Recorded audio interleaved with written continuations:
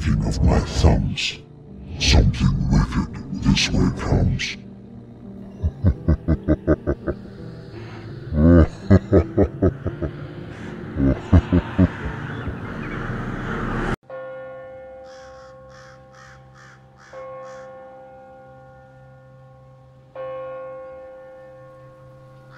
A bit of background. I have had a spirit attached to me my whole life. I remember seeing this Polaroid from when I was like 6 years old, and there was a hazy figure standing right next to me. The spirit has never felt bad in any way. It's more just a friend that I always have. I can't describe exactly how this presence feels, but it's comfortable and familiar. I named him Henry, and always know when it's him messing around in the house, or when it's something else. So I noticed that I hadn't really felt Henry in a while. I could sense other things in the house, but Henry's energy was just gone. Like I said, I felt other entities in the house, and one in particular frightened me. I have had sensitivity to the paranormal my whole life, and I can sense intention from them. However, this one, I couldn't, but it felt dark. One day I was in my kitchen, washing dishes. The sink is against a half wall. On the other side is the living room, which is pretty open in the middle, since all the furniture is against the walls.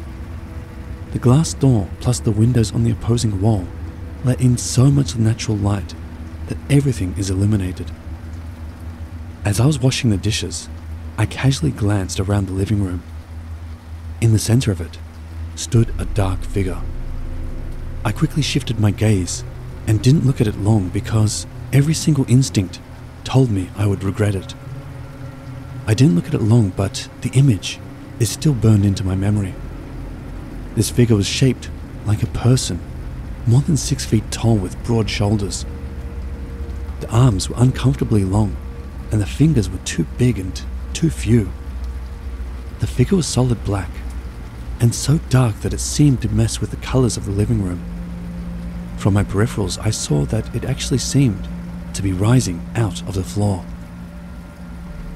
I listened to my instincts and looked away, made myself focus on the dishes, not pay attention to my peripheral vision, and immediately stopped thinking of the figure that was standing a few feet from me. After a moment, I felt that it had left. I know this was the entity that I had been sensing, and I knew that if I gave it the attention it wanted, that I would regret it. I also know deep down that this entity is the reason that Henry is no longer with me. I don't know how things work in the spirit world, if entities can scare others away or send them away. This was a few years ago that I saw this figure, and I have since gotten rid of it, but Henry has yet to return. Though I had never actually gotten to see or speak with Henry, he was a dear friend that always made me feel safe, and I miss him.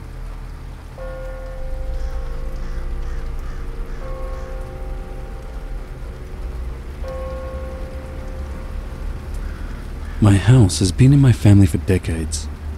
A side house from the main farm home that's on the main part of the popcorn farm I live on in southern Michigan. I've always felt watched in my house, even when no one else is at home. And I guess, with this experience, I got a first-hand look at why I felt that way. Back in the winter of my sophomore year of high school in 2018, I had just gotten home from a basketball practice that ran late. I did my normal routine of jumping in the shower and going straight to bed, just because I had school in the morning, even though I was as wide awake as could be. My older brother was at work, and my parents were shopping for Christmas shopping, about 15 to 20 minutes away.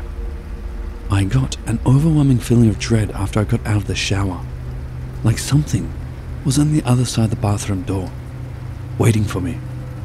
And when I slung the door open with all my courage, nothing was there. But I only got more anxious, so I ran to my bedroom, just an immediate turn left.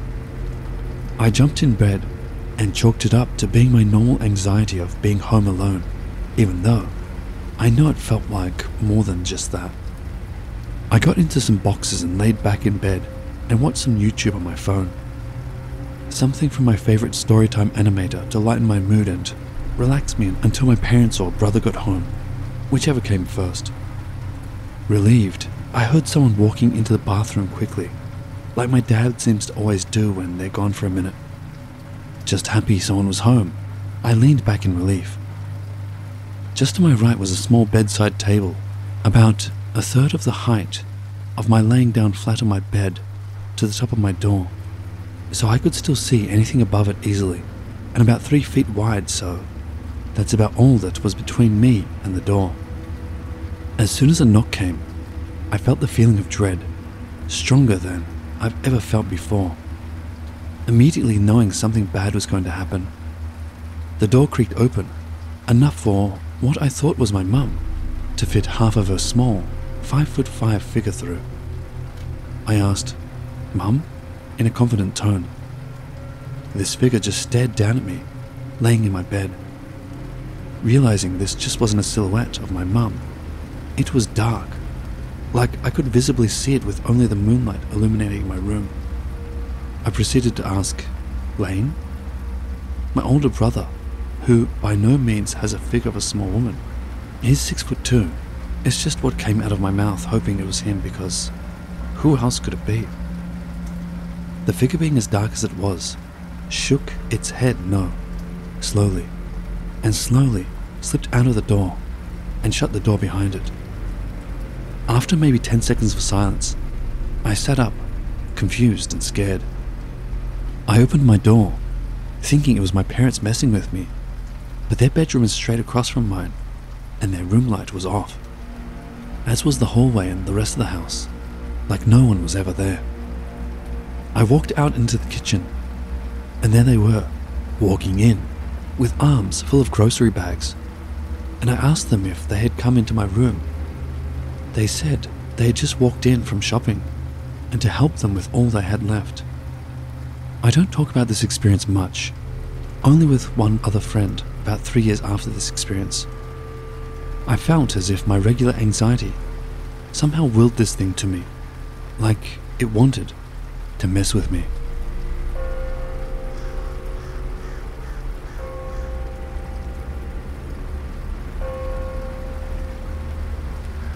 I spend a lot of time alone in the wilderness, always have since I was a very young kid. My mother allowed me to disappear into the woods at the age of 6 after school and in the summer, just as long as I was back by dinner time. My mother is a great parent, and even is the one that taught me to catch reptiles and amphibians with my bare hands. We don't use nets. As well as taught me how to identify their species, subspecies, and sex. One of my earliest memories of a shadow entity was in the expansive woods behind my house. I was deep in the woods when I was maybe 7 or 8, and had, at the time, been trying to tell people in my family about the things I can see. This caused me to shine like a front porch light in the summertime, and all the bugs were coming. In this sense, it was entities, spirits and the like, that were coming to me or finding me. I had been deep in the woods, most likely following a game trail or tracking an animal, when I noticed a very large, pure black dog-like creature making its way towards me. It was zigzagging through the trees in my direction. There were no wolves in this part of the country, and I knew what coyotes looked like. Hell, I could track one by prints by this age. This wolf-like creature was massive, and it was pure black, like a shadow you could not see through. I had stopped in my tracks and was watching it get closer until I realized how big it was, and that it was no animal. Fight or flight kicked in, and my fear levels went through the roof, so I ran as fast as I could towards the direction of my house. I still remember looking over my shoulder a few times to see it still on my tail, maybe 50 to 70 feet behind me. I just kept running. When I hit my backyard, I didn't stop running till I'd made it to the back door of our house, which opened up into a large 3 seasons room that had large windows all around. My mother was in the kitchen, and I was yelling for her to come to my aid. She came into the room, and I explained I had just been chased by what I was referring to as a hellhound, devil dog, pure black shadow dog, that was giant while gasping for breath. It was then that I looked out the window and I could see the tree line about 40 yards from the rear of the house. Standing at the edge of the woods was a pure black shadow creature that was humanoid and easily 7 to 10 feet tall. When I say pure black, I mean pure black. Can't see through it, and was the absence of all light. I stood there, and I knew it could see me, and it knew I could see it.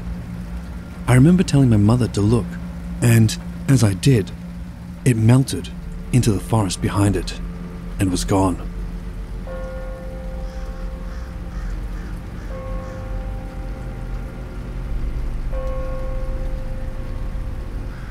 At the age of 12, I had moved from the house me and my mother had been in and moved back to our hometown, where we were from originally. I spent every weekend with my grandparents and started to work for my grandfather on the weekends at his family business. The family business was monuments. You call them tombstones, and his family had been doing it since 1855. Every evening, me and my grandfather would sit in the living room and watch movies together. He would always fall asleep in his favorite chair during movies, and I would throw pillows at him to wake him up, then act like I didn't know where the pillow came from. The living room had 2 entrances and was a large vaulted A-frame room on the ground level. One entrance was on the left, which accessed the kitchen. The other was to the right and was a large opening where the front door was, as well as access to the hallway. There was also a balcony above the doorway on the left with a long railing where I used to see a lady in white standing most nights. She would be up there, looking down on us.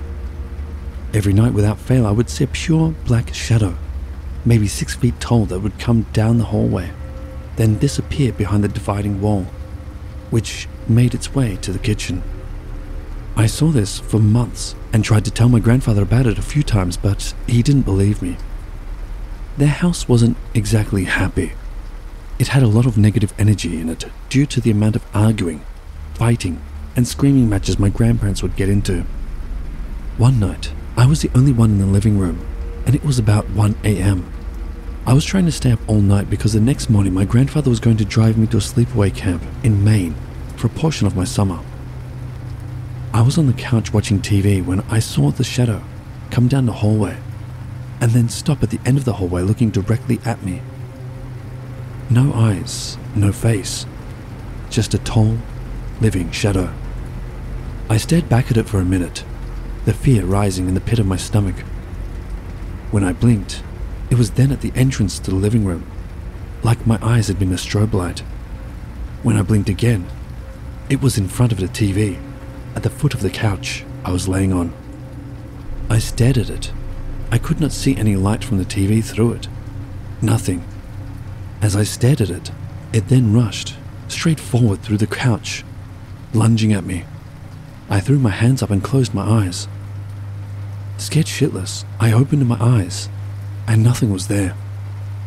So I sprinted down the hall to my grandmother's bedroom. My running through the door woke her up, and as I closed the door, she asked me what was wrong. I just quickly said nothing, and jumped into the bed and under the covers. A few months later, my grandfather saw the shadow for himself, and it scared the crap out of him too.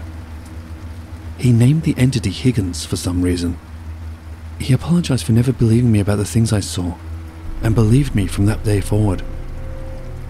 It was around this time that the lady in white taught me how to shield myself, as well as rooms and even houses to clear it out, as well as to keep things from coming in.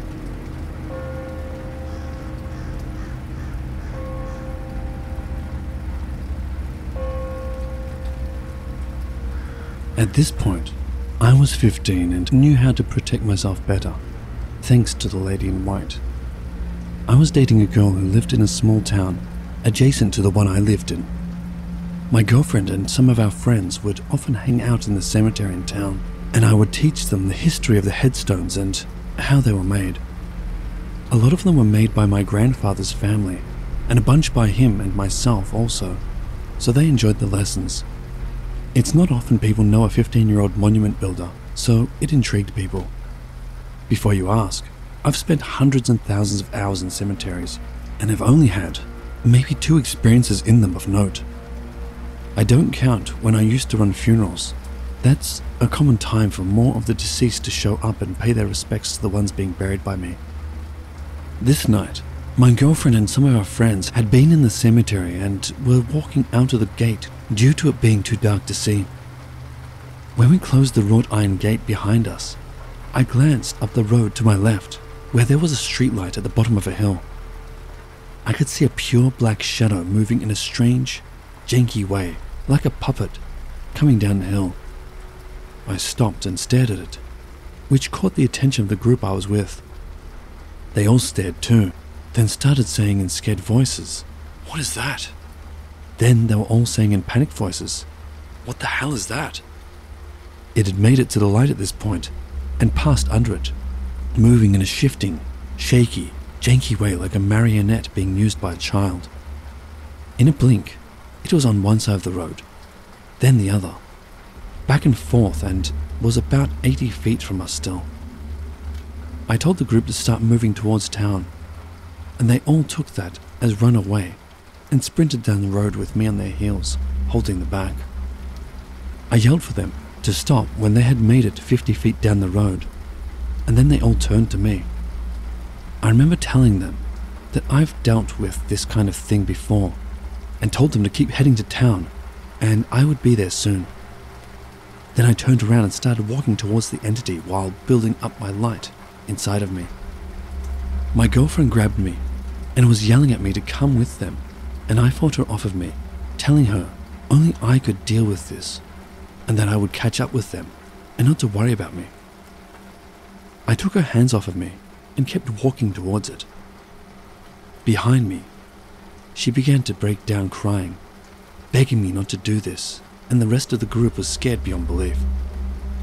I remember stopping and looking at her and all of them, and my girlfriend was on her knees crying.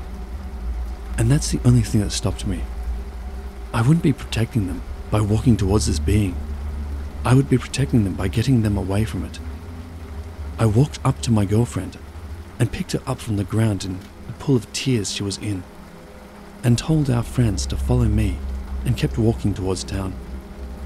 That night we built a fire in one of their backyards, and everyone asked me to explain what the hell had happened, and what was that thing, and why was I going to walk towards it alone. So that night, I told them about how I am, the things I see, and how I could use my hands. I remember it dawning on my girlfriend then. That's why when I have cramps, you put your hands on me and they go away. I remember the only reason they believed me is due to what they had seen, and how everyone had seen it together.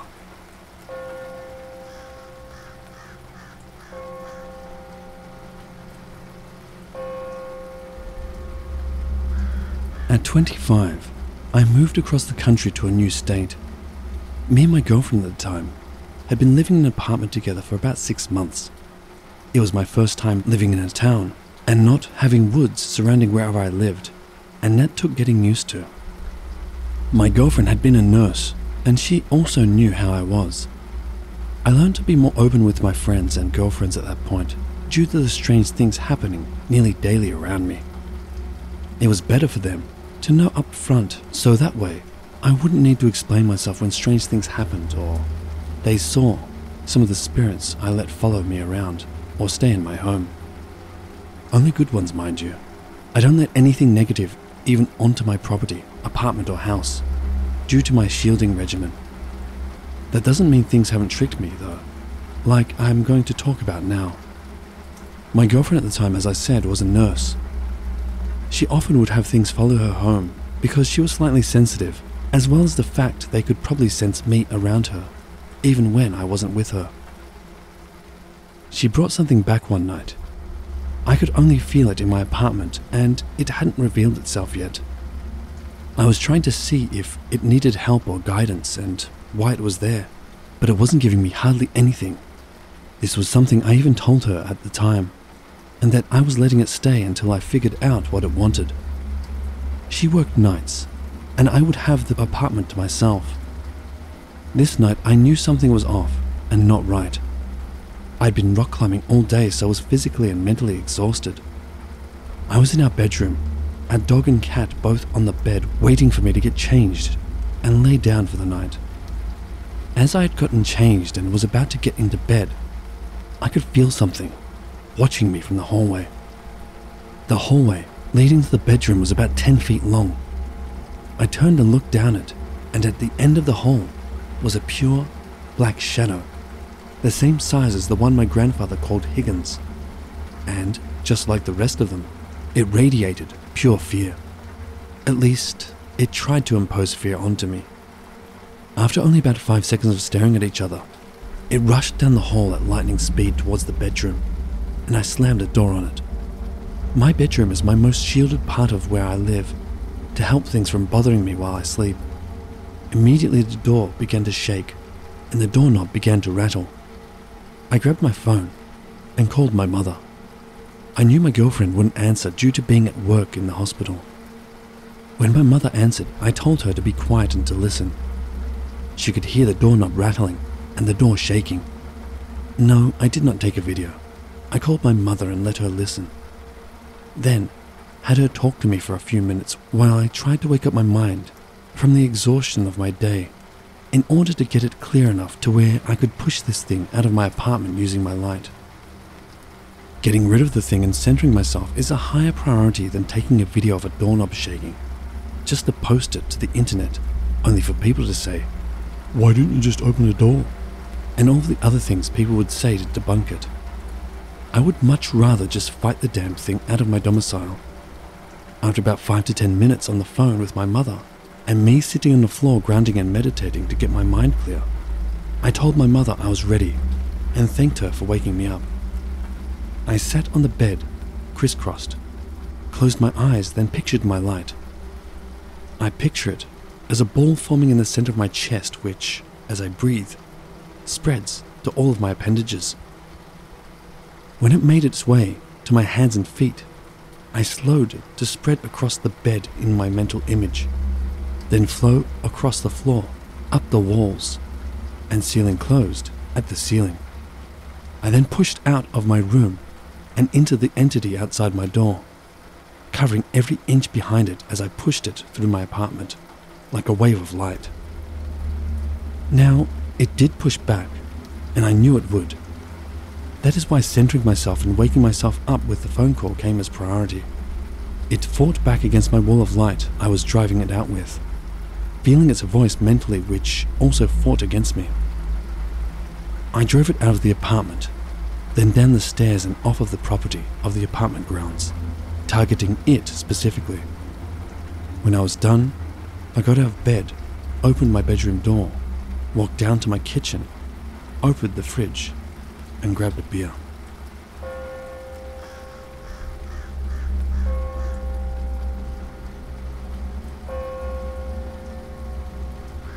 My son is a teenager now, but he'll occasionally ask if I remember when he saw the shadows and the glowing man. This all started when he was about 3. He'd start crying or yelling for me at night, and when I would check on him, he told me that there was a black watery swirl above his bed and it was scaring him. After a few times, he said there was a glowing man in the corner keeping the black water from hurting him. This went on for ages. By the time he was in early elementary, he was scared of the shadow man in the hallway that would look into his room at night. He described him as very tall, with the shape of a hat on his head and red eyes. One night he was spending the night with his cousin, and my brother and sister-in-law informed me that he was terrified of their hallway. He kept telling me the shadow man was there. I'd say he was 7 at the time. A friend of mine contacted someone for me and gave me a prayer, I guess that's what it was, to say with him in his room. Since then, he didn't mention it as much. I'm not particularly religious, so I thought it was bogus. But either way it worked, or my son is a prime example of placebo effect. Like I said, he will bring it up once in a while, but for the most part, it's in the past. He did Google shadowpeople and swears that's what the guy in the hallway was. I'd like to also add that my mum refused to sleep upstairs when she visited. Once, when she was asleep up there, she said she heard me coming up the stairs and then stop outside of her bedroom door. She apparently called for me, but then started scolding me for scaring her. She got up to see, and I wasn't there. She went into my room and saw me and my husband sound asleep. This was probably 10 to 12 years ago. She maintained this story up until her dying breath.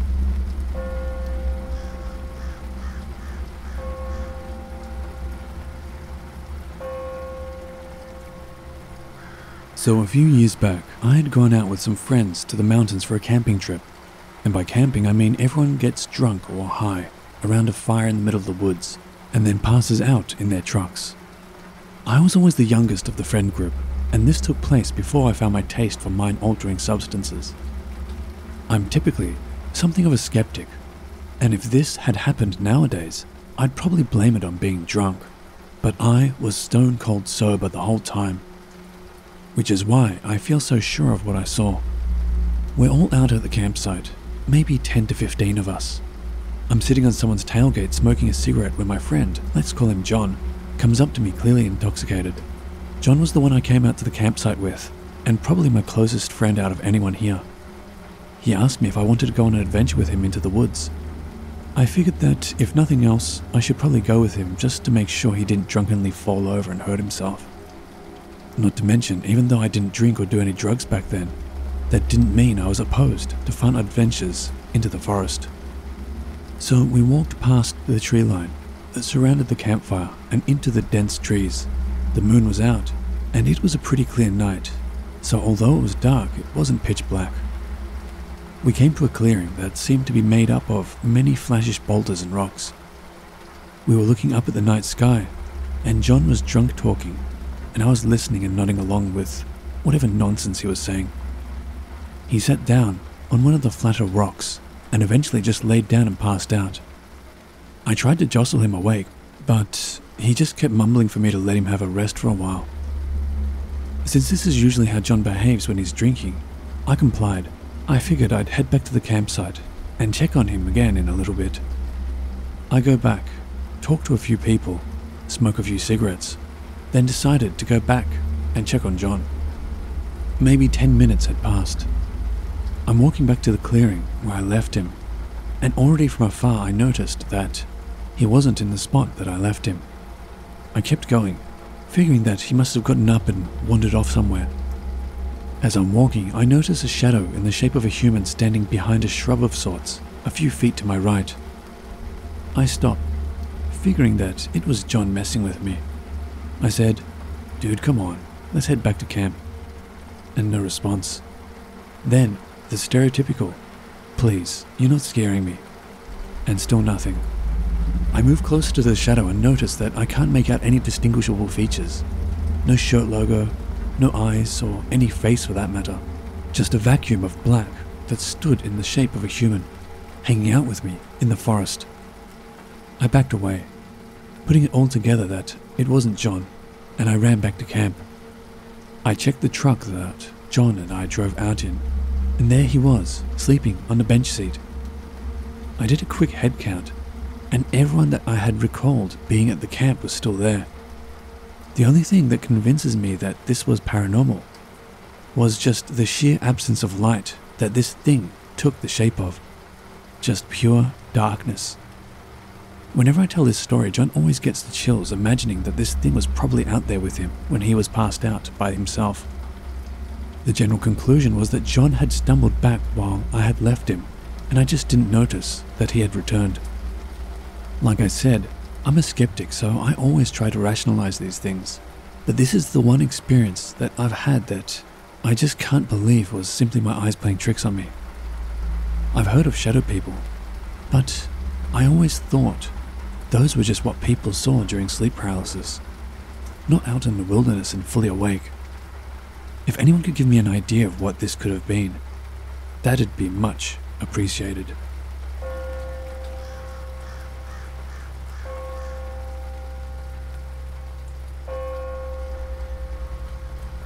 This experience I actually shared with an old friend of mine who was staying with me for a week. This didn't just happen to me, which actually made it a little less scary for me, since usually stuff would happen only when I was alone. My friend, who I will call L for privacy, had come over during his vacation time from work and decided to stay with me. He was living in a different state at the time. He would visit with his family during the day, then come back to the apartment at night to sleep. Towards the middle of the week, I finally had the day off from work the next day, and we agreed to hang out that night. He picked me up at my job after work. This was around 10 p.m, and we picked up some takeout and drove to the small park in my apartment complex to eat. We walked over to one of the 2 picnic tables that were at this park. We were there for maybe an hour, just eating our food, reminiscing about old times and just joking around and having a good time. Suddenly, I felt some really heavy energy in the atmosphere. It was a familiar but still creepy as hell feeling. I kind of froze up and got really quiet and had the urge to get up and look around. I ignored what I was feeling and I stayed sitting at the table. L was now giving me a funny look. He asked me if I was okay and I told him yes. I was starting to get used to this stuff just randomly happening, and I didn't want to make a big deal about it to my friend. I then felt like someone was staring at me from a distance, and I got chills up and down my arms. Apparently my friend had some sort of strange feeling too, because I saw him slightly jump up in his seat at the same time that I got this feeling. We looked at each other, and we were quiet for a few seconds. Then he asked me if I all of a sudden felt cold. I told him yes, I did, and then told him we should go back to the apartment. We got up and started picking up our trash. I walked away from the picnic table and went over to the trash bin, which was to my right, near the sidewalk. I turned around and I see my friend had stopped picking up his trash, since he was answering a text message on his phone. Well, right behind him, on the second picnic table, was a shadow figure, sitting at the table. I froze and was completely getting chills all over. I automatically assumed, because of my sensitivity to these things, that I was the only one who could see it. My friend then noticed that I was staring behind him, and he turned around. My friend then jumped back, dropping his phone in the process, and ran over to where I was, in a panic. I asked him in a whisper if he could see it, and he whispered back to me, "Holy shit, is that real?" I told him I could see it clear as day. We both froze up and stood there, super quiet, while this shadow just sat there, not moving at all. This figure had no discernible shape. It was not in the shape of a person or anything. It was just a round black shadow that only had shoulders and a head. As I was staring at it, I started to get a sick feeling in my stomach, and I started to pray silently in my head that this thing would go away. Suddenly, it just randomly vanished. I swear it must have been sitting there for almost the longest 2 to 3 minutes of my life. As soon as it vanished, we both ran straight to my friend's rental car, with him briefly stopping to grab his phone, jumped into the car and locked the doors. Al started the car, and as he was starting to back up out of the parking space, we both heard 2 bangs on the hood of his car. We screamed, and he literally did almost a burnout as he drove away from the park area. He drove fast as hell to where my apartment building was, parked in the first guest parking he saw. We then both literally ran like hell straight to my apartment. Eventually, after a long while, we both managed to calm down and talk about what happened. I explained to him the stuff that has happened to me since I moved to the apartment. He was completely freaked out and told me to come stay with him at his family's house because he did not feel safe me staying there alone. I explained to him it didn't matter. This stuff happens to me all the time, at random places, and it doesn't matter where I go. After a while of him trying to convince me, I agreed, and we stayed at his family's house for the rest of that week. Obviously, I had to come back to my apartment after he left. He felt really sympathetic towards me, and was genuinely afraid for me. He still lives in another state and calls me every once in a while to check up on me. I, of course, avoided that little park in the apartment complex like the plague after that.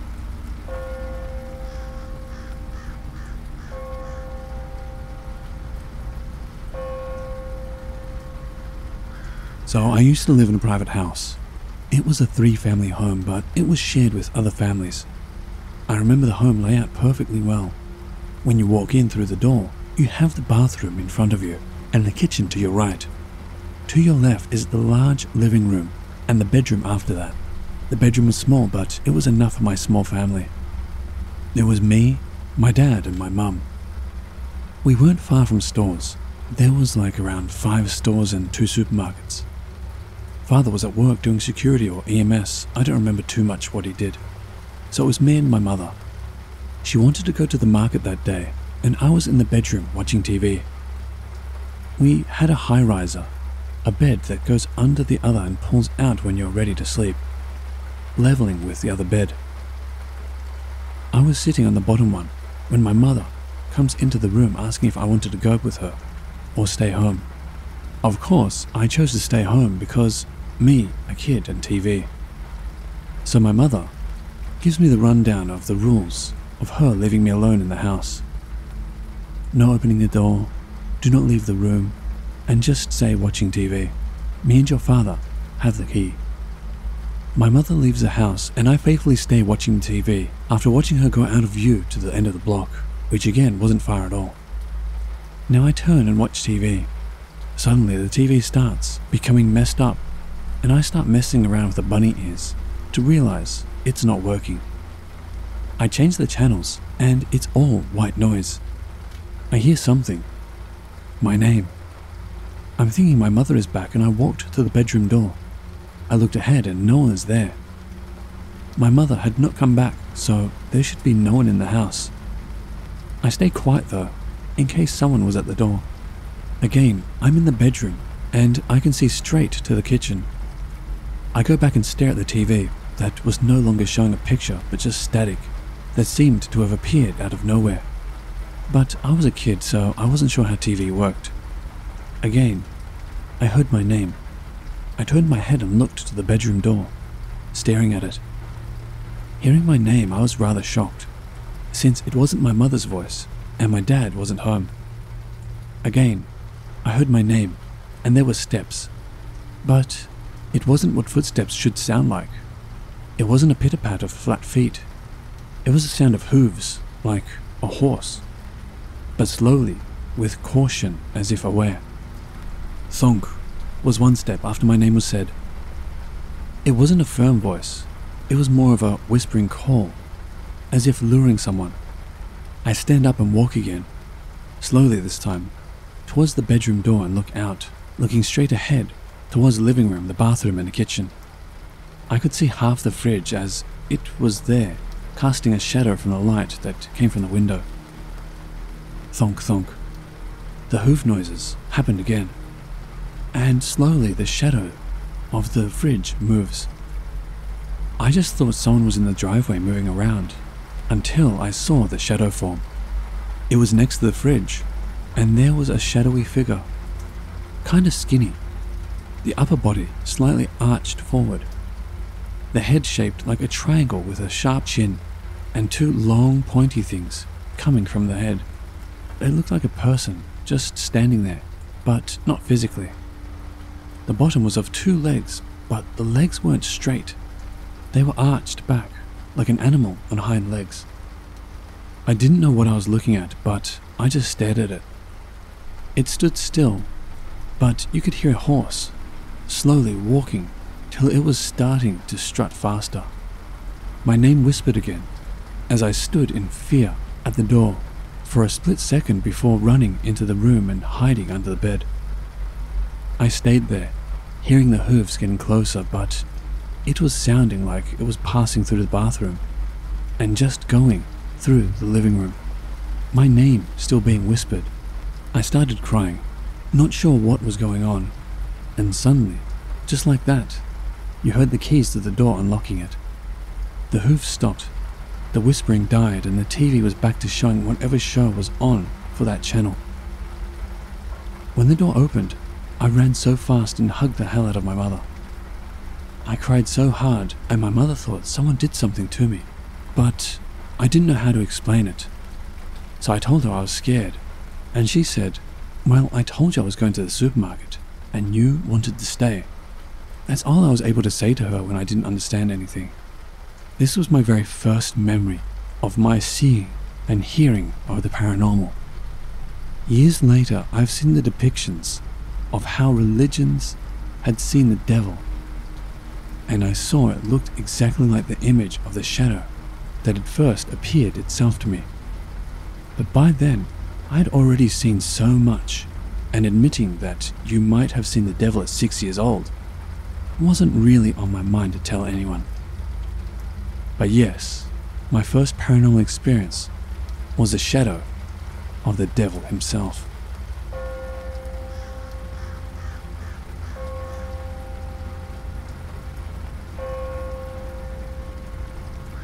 I'll preface this by saying I've enjoyed reading the posts here lately, as I feel they confirm I'm not crazy. I've always had an interest in the supernatural, perhaps because I like a good scare, but also because it confirms what I already know, that there are unexplainable things out in this crazy world of ours. The events I will describe in this post occurred from between the ages of 9 to 19 when I moved out as soon as I could from my parents' home. I didn't move because I had disagreements or arguments with my parents. Aside from a few hormonal teenage years, for the most part we had a great relationship. I could talk about almost anything with my parents, and them me. I especially have a strong bond with my mother because my father worked hours away most of my life, and we would spend hours sharing our paranormal experiences with each other. I have no recollection of anything remotely paranormal until my family decided to move to a rural town in Georgia when I was around 9. Keep in mind, I had much fresher memories in the past, but it's been around 5 years since I moved out, and these experiences were a normal occurrence for 10 years of my life. I won't say they were ever routine, as I was always terrified of seeing the shadow people, but it became something I routinely expected and feared. Apologies for the long backstory, but I feel it better sets the stage for my post, and these encounters are something I've not shared aside from a few close friends and family. The first encounter I had with the shadow people was completely unexpected and completely caught me off guard. I was around 9 and helping my mum with laundry. It was midday and a normal sunny day. Totally not the setting for anything scary. The laundry room was off a main hallway that ran from 2 bedrooms in the back of the house, which contained my bedroom and my brother's bedroom, and led to the living room with the kitchen and dining room jutting off of it, as well as an extra entertainment room, eventually ending in my parents' room, which had its own master bathroom. I had a basket full of laundry, about to bring it to my mother so we could fold it, when, as I began to step into the main hallway, a black mass ran right in front of me. It was black and a blur. It seemed to run extremely fast in front of me and into the wall at the end of the hall. I was shaken up, but just explained it to my mum, who listened attentively and reassured me it probably was just my imagination. A few days later, I was brushing my teeth and getting ready for bed when I put my toothbrush down and turned only to find a black figure was staring at me. We were eye to eye, and I was petrified. It disappeared after a few seconds, but it felt like an eternity. I remember feeling an oppressive feeling in my room constantly. It was like, instinctively, I knew something was watching me. I remember playing hide and seek with my brother for maybe 20 minutes, max, before the feeling of being watched was just too much, and I'd give up and rejoin him, so I didn't feel as scared. I would hear my mother calling, and I would get up to answer her, and she would tell me she didn't call me and would laugh it off. I remember one night walking up to get a glass of water and seeing my brother. I called his name because I was feeling scared, and having a companion on this late night endeavor would be comforting. My brother just kept walking. I thought he didn't hear me, so I called his name again and reached out for his shoulder. He turned around, and it wasn't him. It looked identical, but it wasn't. I don't remember what set me off to the fact that it wasn't him. Maybe it was the eyes or the face.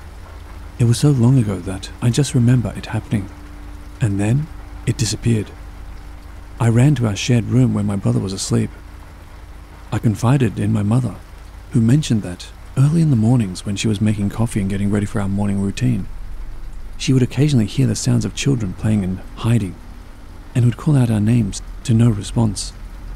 She was very supportive and firmly believed in the supernatural, The years that followed were full of short sightings of shadow people on and off. My mother and I would collaborate our stories. I had moved back into my old room, and my brother his by this point, and the oppressive feeling was just a part of life. My father even told stories of seeing a man in their room at night, but he was a very skeptical man and would only tell my mum vague details and then quickly state he didn't remember what she was talking about. We'd occasionally hear footsteps and what sounded like something heavy smashing into the back end of our house and see figures, but I feel like the shadow people either slowed down or my memories faded because the occurrences were so normal. That was until my memory of them resumes and is much worse. The shadow people I would see were much taller. My mum and I noted that perhaps they were in some sort of hibernation, soaking up negative emotions because the previous shadow people were more akin to the size of children. The oppressive feeling was back, and much worse. I began to have violent nightmares. I would dream of a black being on my ceiling attacking me, attacking my dog. I began to see the beings more regularly, and I eventually began sleeping on the couch in the living room and almost completely avoided my old room. But this did not stop the feelings of being watched and the nightmares. I vividly remember walking up drenched in sweat and gasping for air after one particularly vivid nightmare, where the black being was above me, sucking what I presumed to be my life essence out of me. I lived my life at home in constant fear. I avoided my home as much as I could. I suffered from horrible insomnia. Eventually we cleansed the house. At first we tried sage, but that only seemed to anger the shadow people more. They lashed out harder. So we had a priest provide us with holy water and holy oil. I felt that I would have to be the one to cleanse our home, as I was the main focus. My family saw the beings on occasion, and I don't think my brother saw them at all. So I proceeded to cleanse the house.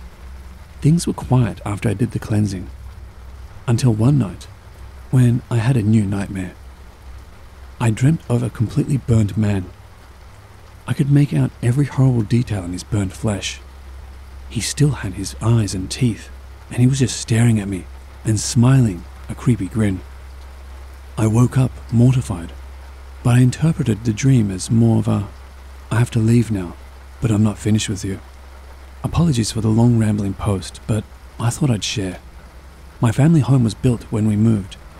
Before we moved in, the land was covered in trees, and my family purchased 30 acres of woods and creek to build their house, aside from a small house next door that came with the purchase.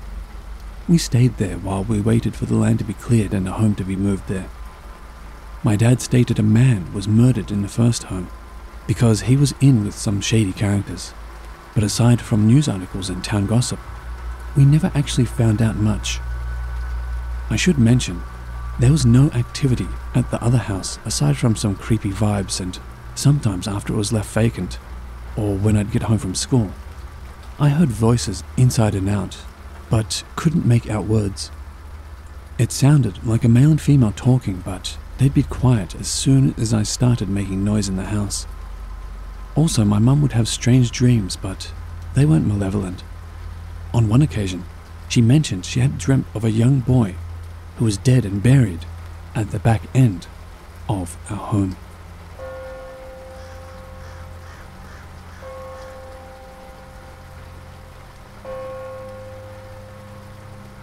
I live in Germany now, but the report took place in southern Brazil in 2021. A brief summary of how I ended up in the situation. In 2020, I had discovered cancer, so I had surgery, chemo, and etc. for a few months. Finished treatment already in 2021. I was in the bath and felt something strange. The surgery site had ruptured after 5 months and was oozing pus and blood. I despaired.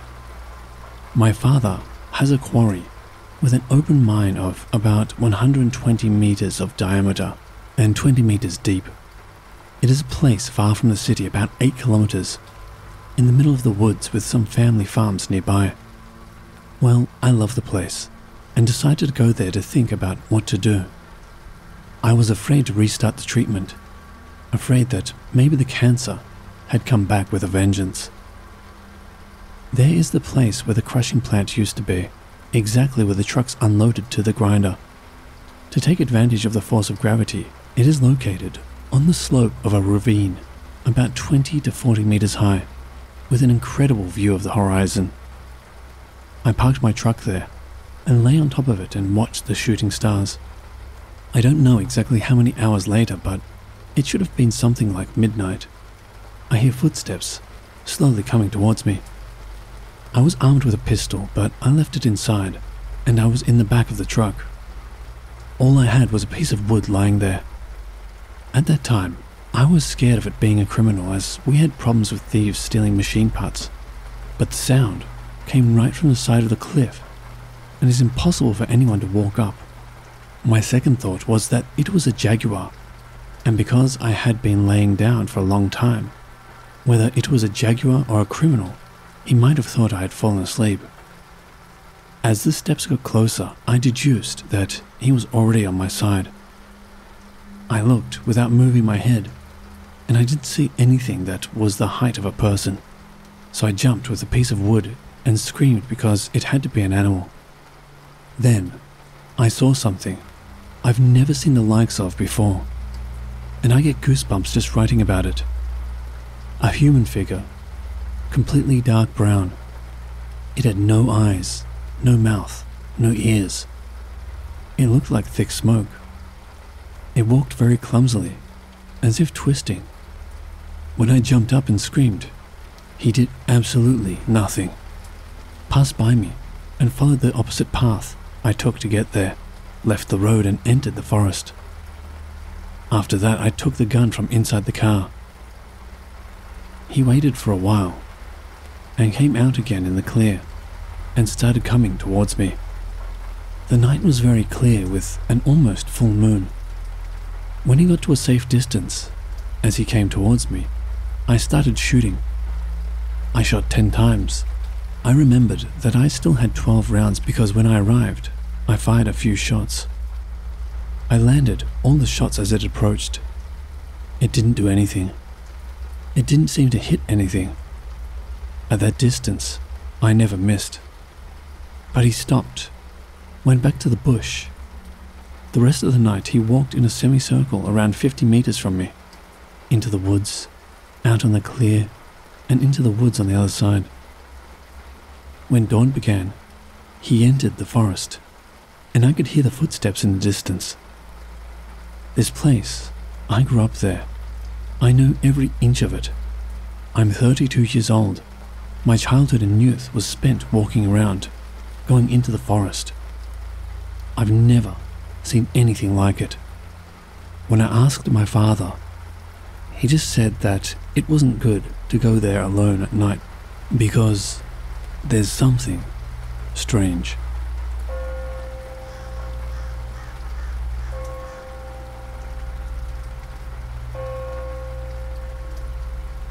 This story happened a few years back, but now that I found this subreddit and a proper place to post it, I'm going to share it here. So let's kick it back to around 6 years ago, and I am around 11 years old. I sleep with my door closed to my room all the time, because I don't like my dog jumping on my bed at midnight, scaring the daylights out of me, no matter how much I love her. But that month, my door would begin rattling as I lay in bed, like something was trying to grab onto the knob or push the door open, but just wasn't strong enough or able to get a good enough grip, and would just make my door kind of rattle back and forth. It would go on for a short bit, but eventually, it would subside after a maximum of probably 2 minutes of rattling, leaving me sitting there thinking, what the hell? Trying to force myself back to sleep. This was going on for several nights in a row. I bet there were more happenings that I managed to sleep through, but I always remembered waking up to the noise and just staring at the door as it did its thing. So eventually, I get sick of all this nonsense and suspect it's my dog leaning and pressing against my door, trying to get inside. I decided it was better to know that it's her than being in fear wondering and that I was losing sleep. I still get chills just typing this out. The story is the biggest reason I still sleep with a nightlight and believe in ghosts. So that night, it's pretty standard bedtime procedure. brush teeth, make bed, crawl in. Nighty-night. And I sleep for a good few hours before I suddenly wake up to a voice whispering in the night. It's some real cryptic horror movie bullshit, kind of like the whispering at the end of the Gravity Falls theme song. I just kind of sit there listening to it and start to look around the room, and then towards my open door. There he is, standing there in the doorway, a shadow, a silhouette of a very tall man, standing there in the doorway that was darker than the darkness around him. Very easy to distinguish just standing there, outside. I have no idea what's going on. I just ask, "Dad?" And it stops. Dead silence for a good 3 seconds as me and it are just staring each other down. Then it leaves. It slides out the doorway to the left in a fluidness that isn't natural in any way, shape, or form. And just like that, it's gone. It's 3 a.m. Dead silent. Just me, my bed, and the night. Still scares the shit out of me to this day.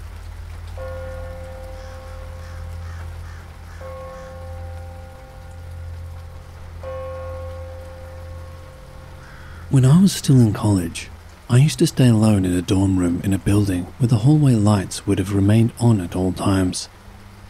During one summer, when I admittedly had gotten into a habit of severely messing up my sleep patterns by pulling all-nighters fueled by energy drinks, I had tried to do what I could to block out the light from my window so that I could sleep into the morning without the sun coming in.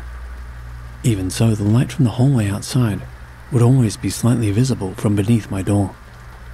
The room was poorly ventilated, and I already had a tendency to experience the phenomenon of sleep paralysis beforehand, where I'd wake up to see or even hear strange things walking towards me before quickly realizing I was dreaming. As terrifying as these sleep paralysis experiences could get, I'd usually be able to dismiss them as merely waking dreams. One night, roughly around 2 or 3 a.m., I awoke to find myself paralyzed once again. An intense ringing buzzed around my ears, and I saw this tall figure standing in the middle of my room. I couldn't make out any particular details on its body, but it seemed to be a silhouette that was even blacker than the rest of the darkness in my room. It must have been taller than me at least, but seemed to tower over my position, and its shape seemed almost like a bowling pin. A somewhat rounded body with an incredibly thin, elongated neck that tapered out into a small, oval-shaped head.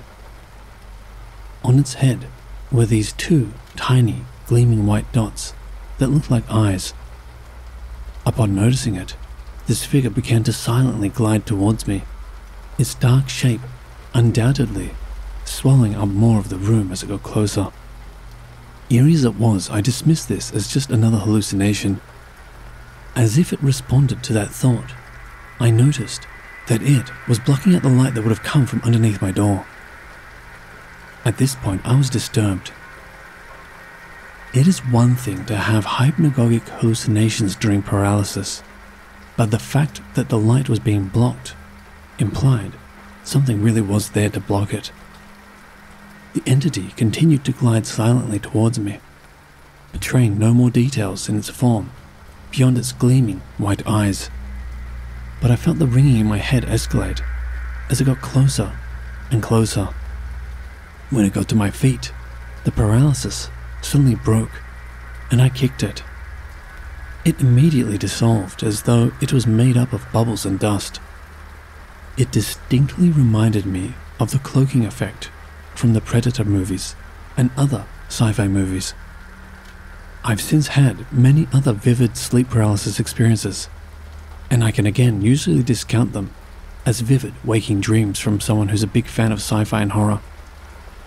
But I still try to ground myself in rationality and science, and I am not prone to believing in ghosts or aliens, or more fanciful ideas if a simpler explanation exists. And this incident continues to haunt me, for I still cannot fully believe that a sleep paralysis hallucination could be this vivid enough to block out a light source. This is the incident that made me take the phenomenon of shadowpeople more seriously. I wonder if anybody else has had similar experiences with sleep paralysis shadow figures, and if any explanations or ways to deal with them could be provided.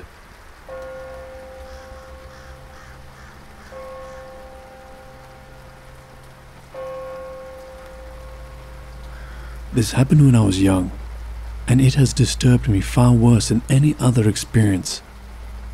When I was 10, my mum had just given birth to my brother. We lived in a small apartment, so this resulted in us moving to a rental home. The home was simple enough, a small brick house near some farmland in southern USA.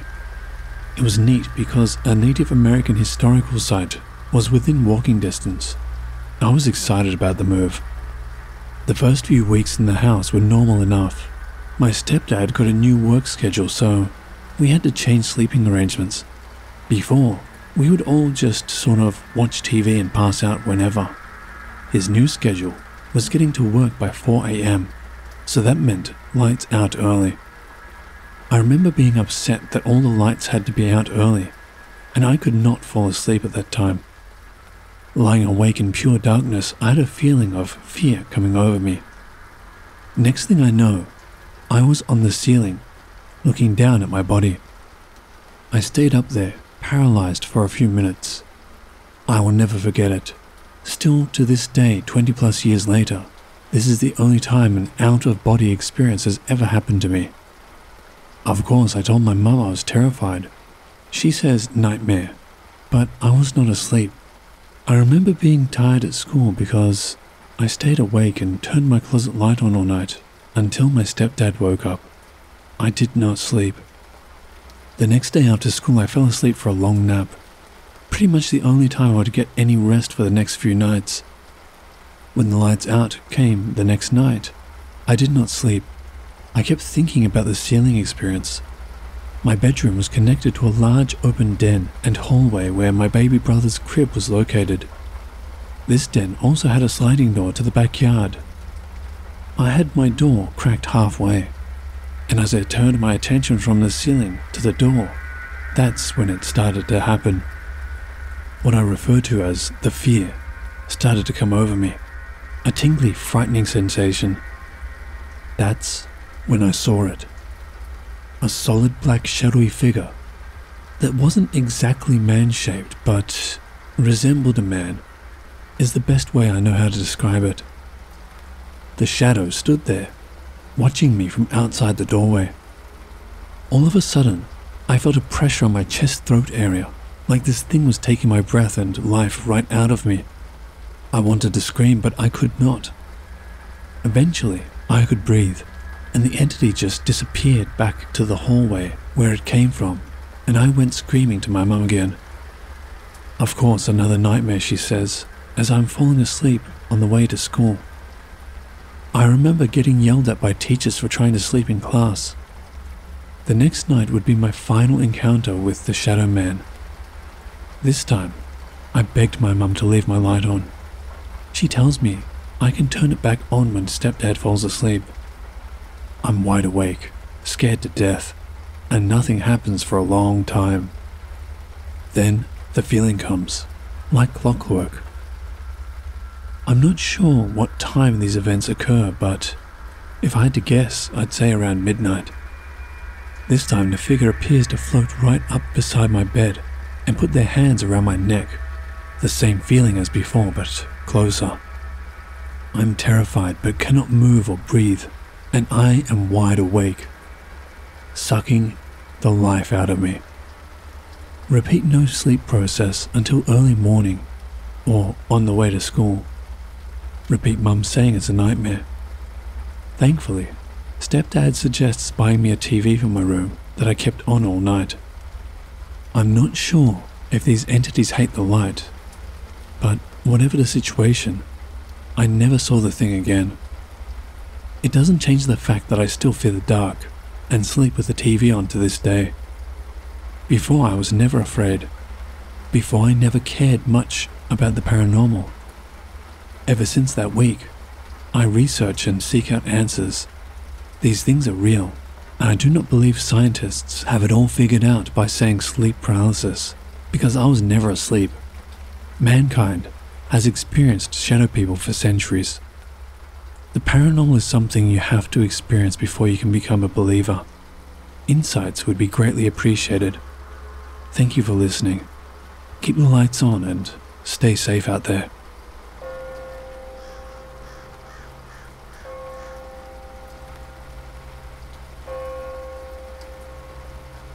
This is a story from when I was about 6 or 7. One of my old neighbors used to babysit some kids my age on the summers. Since they were about my age, I would always go over there to see them. My neighbor's house is right on the edge of a small forested area, and there are tons of trees and areas to hide in. There was also a small path cutting right through the wooded area, so sometimes people would go through my neighbor's backyard to get to it. One time, I was playing with my friends in the neighbor's yard when I looked over at one of the trees. I saw a dark black figure standing right beside it. The figure was pitch black. No facial features, no clothes, nothing. And he wasn't like see-through like a shadow is. He was pitch black. He ducked behind a tree before I could get a better look. I told my mom about it, but she didn't think much of it since I was so young. A few months later, I was riding my bike past my neighbor's yard. I looked over at the trees and, sure enough, he was there.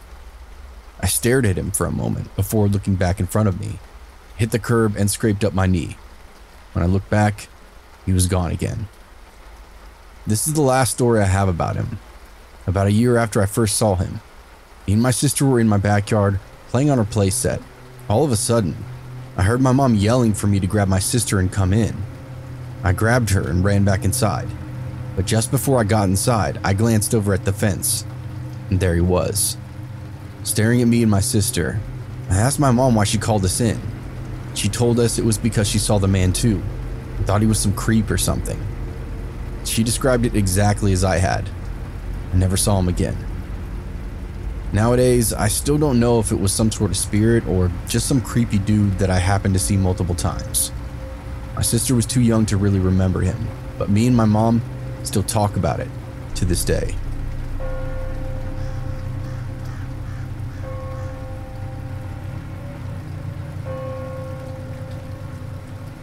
It was a sunny day outside when my dad and his 3 brothers went to visit their grandfather. His house had a small apple orchard in the backyard. You could still see the apple trees to this day. Although the last time and the first time I had seen his grandpa's house, the trees were dead and twisted. My dad and his brothers sat at a small table in their kitchen while their parents spoke with the other adults in the living room. They were clicking away at viewfinders, holding their viewfinder up to the light emitted from the kitchen window. Their grandfather came into the kitchen and asked, "Would you kids like some apples?" My dad enthusiastically said yes, along with his brothers. The apples were always fresh and delicious. Their grandfather opened the basement door, which was located in the kitchen. The door closed behind him, and they could hear his footsteps walking down the stairs. They continued to click away at their viewfinders. Eventually, one of the brothers noticed that it had been a while since their grandfather went down into the basement, around 30 minutes ago. They decided to go down and make sure everything was alright. My dad walked over to the basement door and opened it. He took one step down past the door. As his foot hit the first step, he heard a roaring, deep laughter. My dad called out to his grandpa, and he could hear his grandpa's voice say, "Let me go, let me go." My dad rushed down the stairs, and on the wall, there were 2 high-definition shadows cast upon it. My dad's younger brother followed him down the stairs and stood on them, holding the railing and watching the wall and the shadows, almost as if in shock. My dad yelled, "Grandpa!" My dad, believing it was a prank, looked around the basement. There was a white sheet which was hanging up down there. He was sure that behind it he would find out what was making the shadows on the wall. He lifted the sheet, but nothing was there. He looked down and there was a crate of apples lying on the floor. My dad turned around and walked up to the shadows that were cast on the wall. The largest shadow's entire size did not fit on the wall. My dad says that the size of the shadow would have made it at least 2 to 3 stories tall. As he looked closer at the shadow, he could see each long individual strand of stringy hair that hung on its arm. Its body was thin, almost like the body of someone who you would have seen in the pictures of Auschwitz, while also with defined thin muscles on its arms. Its head had huge horns leading backwards, and the head was that of a goat. It held the shadow of his grandfather in its hands, holding him at his waist and shaking him while laughing. His grandfather beat at its arms, screaming to be let go, while it shook him like a doll and laughed. My dad's youngest brother yelled, "Let my grandpa go! Let my grandpa go!" The shadow seemed to be completely unaware of them being there. My dad and his brother went back upstairs to get help. His other 2 brothers, who were too afraid to go downstairs because of the sheer sound of its laughing, followed them into the living room. This was during a time when kids should be seen but not heard. Everything that they said was ignored as kids trying to get attention or their imagination. They went back into the kitchen and sat silently, not knowing what to do. Thump, thump, thump. They could hear footsteps coming up the stairs from the basement. My dad prepared himself to see the true form of the shadow before them. The door opened and it was their grandfather. He held a crate of apples in his hands. My dad ran up to him and lifted his shirt to check his waist and stomach. He asked him, "Grandpa, are you burned?" His grandpa looked down at him and laughed and said, "Why would I be burned?" My dad looked up at him and said, "Grandpa, you were in hell." Later on, the grandpa shared his experience when he was in the basement. He went downstairs to grab an apple crate. He thought he heard my dad's voice clearly yell, "Grandpa," so he turned around for a moment to see if he was there with him. No one was there. He was a bit spooked, so he started to walk up the stairs. That's when he heard, "Let my grandpa go." This really spooked him, so he tried to quickly go back upstairs. He believed he was down there for only a couple of minutes. When he met my dad and his brothers upstairs, they had a certain look on their face. My dad ran up to him and lifted his shirt and asked if he was burned. Later on, when he became very ill, he told my dad that he was worried what was going to happen to him when he died. For a while, his life story was kept in the dark from so many family members. In fact, his life was so secretive that some family members believed he was part of the mafia in his past. When I found out what he had done at times in his life, I found out why it was kept a secret.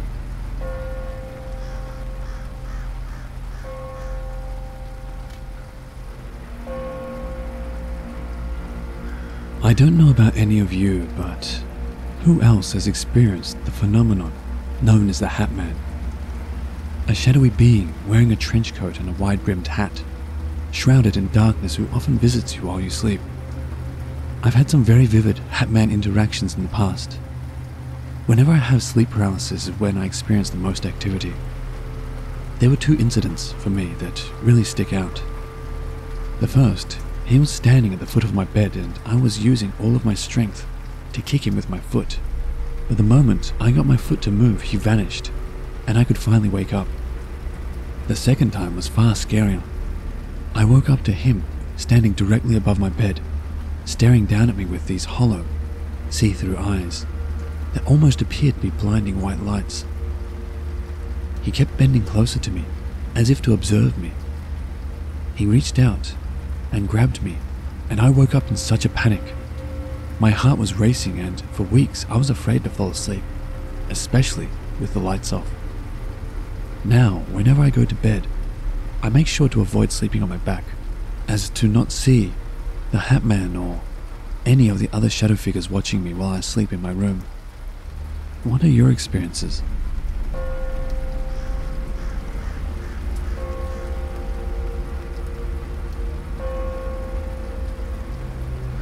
This took place about a month ago, just before my wife and I moved into our new home.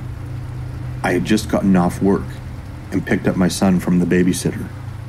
We were just about home, driving through the neighborhood when I glanced over at a tree, and for a split second, I swear on everything, I saw a shadow person standing right by the tree. It felt weird because somehow I could tell it was looking at me. I did a quick double take, but it was gone. What threw me off the most was the fact that it was wearing a hat. I've seen a few shadow people in my days, from going to haunted cemeteries or abandoned buildings, but this was different. This one had a hat. It looked like a mix between a top hat and a fedora.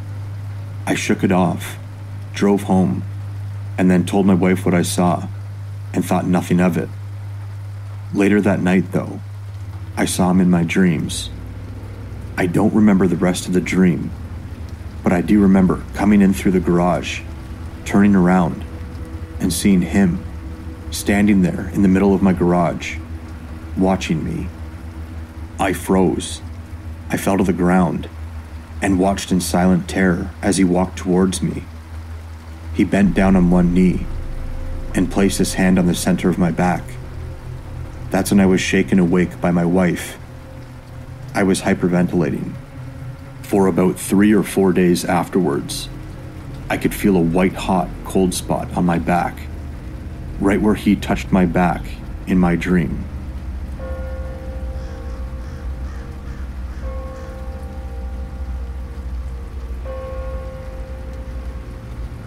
For context, this haunting happened from about 6 to 10 years old or so.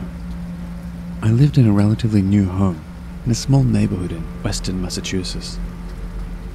I had a loving family, and apart from what I will talk about here, a normal childhood. I'll start by saying I don't remember too much from my early childhood, but these experiences stand out vividly in my mind, as if they happened yesterday. It started off when I was about 6, with terrifying, vivid, reoccurring nightmares. Nightmares that seemed out of place for a young kid who was never allowed to be exposed to violence or horror content. One common one included me trying desperately to jump up onto my bed while a large snake slowly approached me from my hallway. I would feel pure and unadulterated terror as it kept getting closer and eventually struck me, to which I would wake up in a sweat. One of the worst ones is where me and my father would be standing in front of a hallway that branched off to the left and led into my parents' room.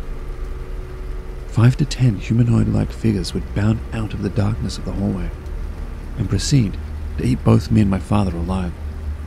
I could hear him screaming as they reached him, and when they eventually reached me, I would wake up tingling where the humanoids had first bit down onto me.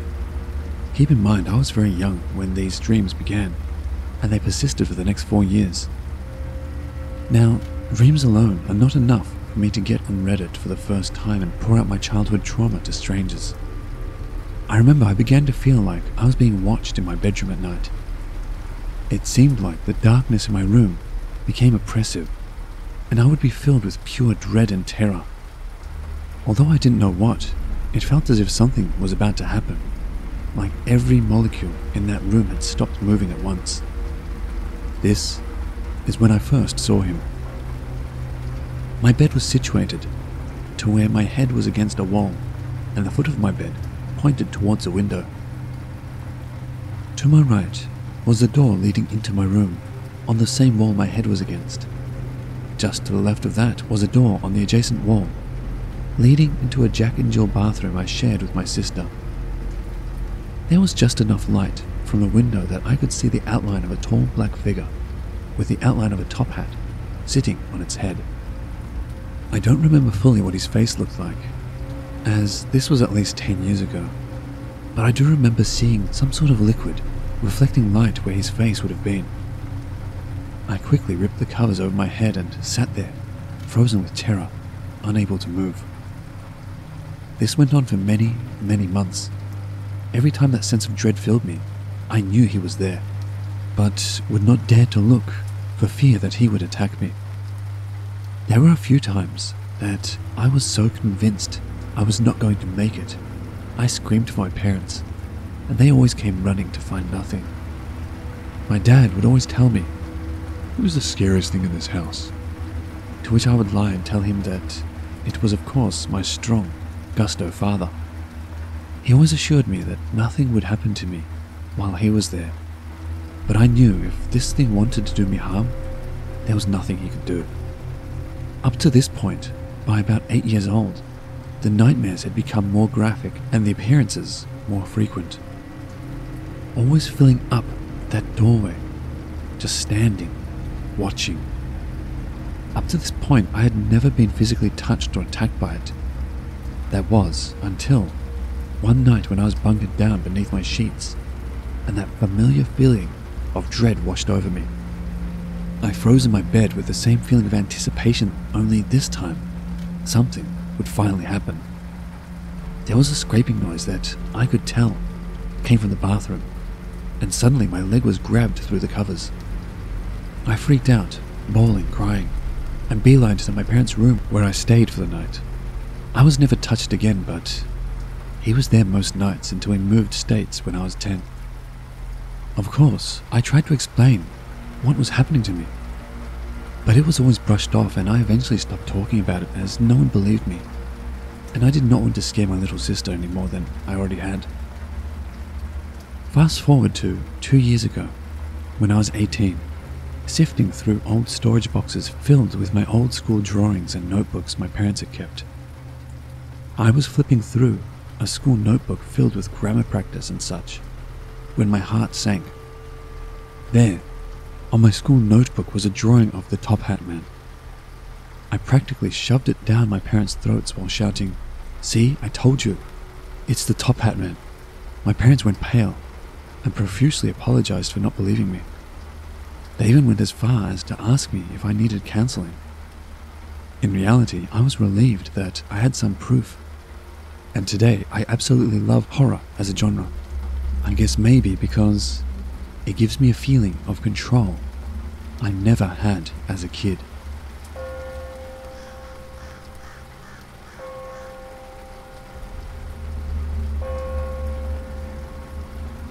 Sometime when my mum and I went to Canberra, in 2018, we stayed the night at this relatively old hotel. It had been cheaply refurbished, but it was okay. I got weird vibes the first time we entered the room, but thought nothing of it. Things paranormal used to happen to me when I was a kid, like seeing apparitions and talking to past relatives, but that hadn't happened to me for a couple of years, so I just let it slide. Mum and I used to mention that we saw ghosts, and she knew when people were going to die, and is just very intuitive and spiritual in general. Anyway, the day was fine. We just settled and had dinner at the hotel restaurant and decided to go to bed. There was only one bed. It was a small room with just the bed and an open doorway to the bathroom. One thing weird though was there were little windows facing a brick wall, and they had brackets or metal fences over the outside of the window. We were on the bottom floor as well. So continuing on, Mum and I went to sleep, and everything was alright until it was the middle of the night. I sometimes wake myself up with my sleep talking when it connects with whatever dream I was having. It only happens when I sleep on my back, so I refrain from doing that now. Sometimes, when I sleep talk, I enter this weird state where I'm half asleep and half awake, and I can move but super slowly, and I can see everything around me. Anyway, I remember seeing someone standing next to my side of the bed in the middle of the night. He was super tall, and I'm very certain that he was some kind of a shadow man, because that's literally all he was. Plus, the shadow of a wide brim hat on his head. I remembered asking him who he was, and it was just blank. This man was just towering over me from next to the bedside, and just staring down at me with dullish red eyes. He was reaching to take his hat off and started coming closer to me. I felt almost paralyzed. The room felt absolutely freezing, and it was summer in Australia, which was strange. It was the strangest feeling, and definitely the worst that I've felt from an apparition before. I felt completely and totally helpless and breathless. I managed to close my eyes and, despite feeling paralyzed, pulled my covers over my face and felt something like grazing fingers against my face, lightly, almost caressing. There was nothing more after that, and I don't know how, but I fell back asleep an hour later. The next morning I was telling my mum about what happened and how I was in a weird dream state, and that I'm pretty sure I experienced something spooky that night. She instantly gasped and said that she did too. She then went on to describe the tall Hatman that I saw to an absolute T. She then pointed to the bathroom that didn't have any doorway and said that she woke up in the middle of the night and saw the guy just standing there in the doorway of the bathroom, just staring at Mum and I. She couldn't sleep for the rest of the night, but had her eyes closed because she thought that he was just standing, and Mum didn't want to make a fuss because of the feeling that that apparition was giving off. About 10 minutes later, she said that I started sleep talking. I was just repeating questions like, "Who are you?" But the main ones I repeated were, "Why are you wearing a hat?" and "Take your hat off," which I don't obviously remember doing apart from asking who he was. She said that I just kept repeating, "Why are you wearing a hat?" and demanding this guy to take his hat off, with each time sounding more scared than the other. And then it got to the point where I was nearly screaming, but suddenly stopped, and after that my mum fell asleep again. I don't know how she did that.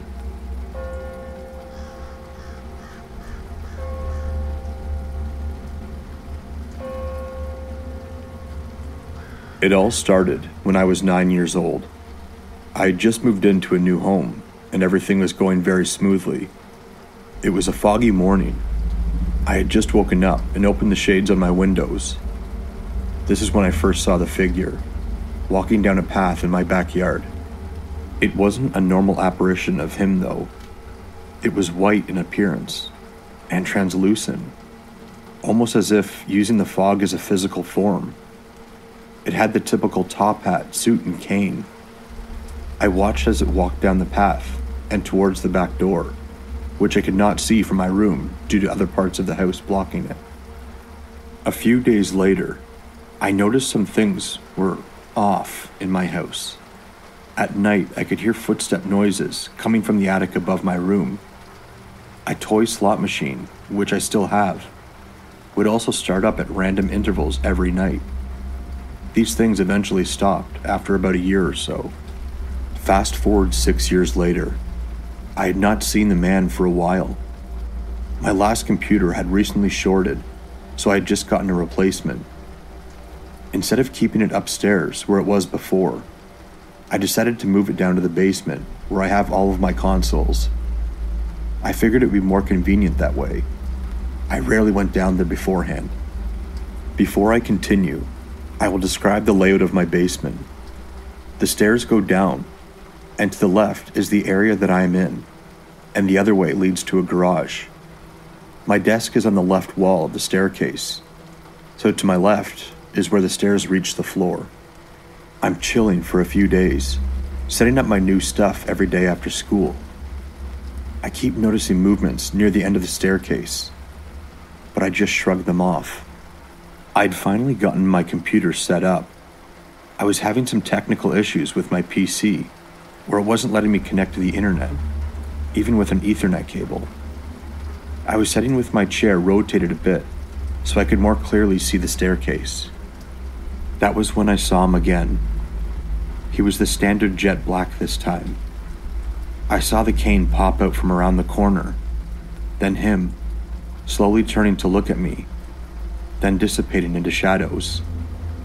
My PC issues were gone. I decided to look more into this figure in the recent days. Everyone that encounters him says something bad happens either before or after seeing him. I'm unsure as to why either nothing happens or something positive happens to me, like in that one case. I also don't know why he showed up in the fog that one day. Ever since I moved into the basement, I had been seeing him around once a week.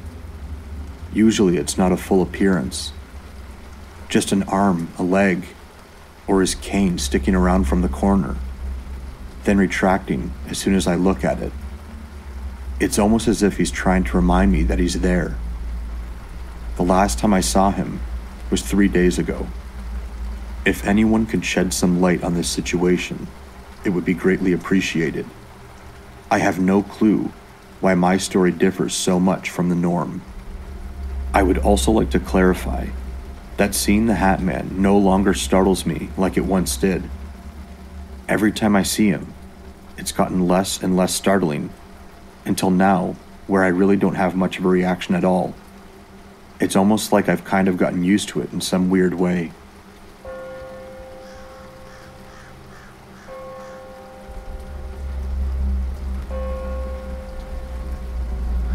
I had an interaction with this Hatman in the summer of 2018, so I thought I'd share it here. Apologies for my storytelling skills, but let me begin. A family member had passed away a couple of months before the summer, so that year I stayed on holiday with my family longer for comfort. Now, for a bit of context, I live in a rural area, surrounded by forest and field, so it was pretty empty. The house we stayed in had other families living in there, like all separate houses in one big house. I forgot the word for it, but anyways.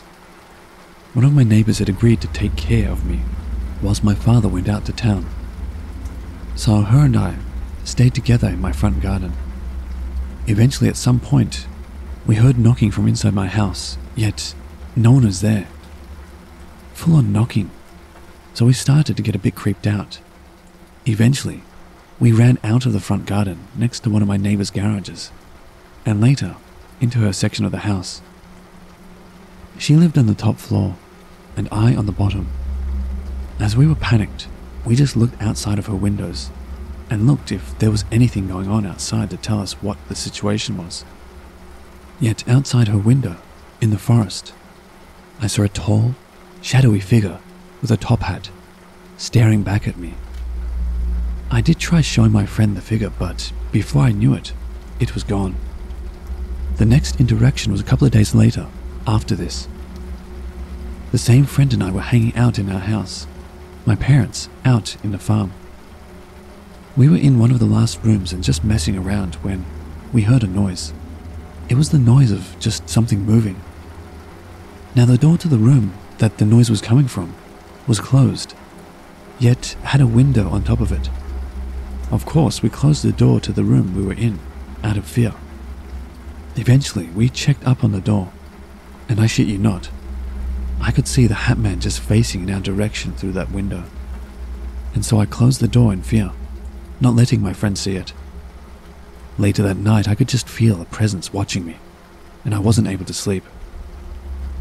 I never saw the Hatman as malicious, but rather like a warning for the future.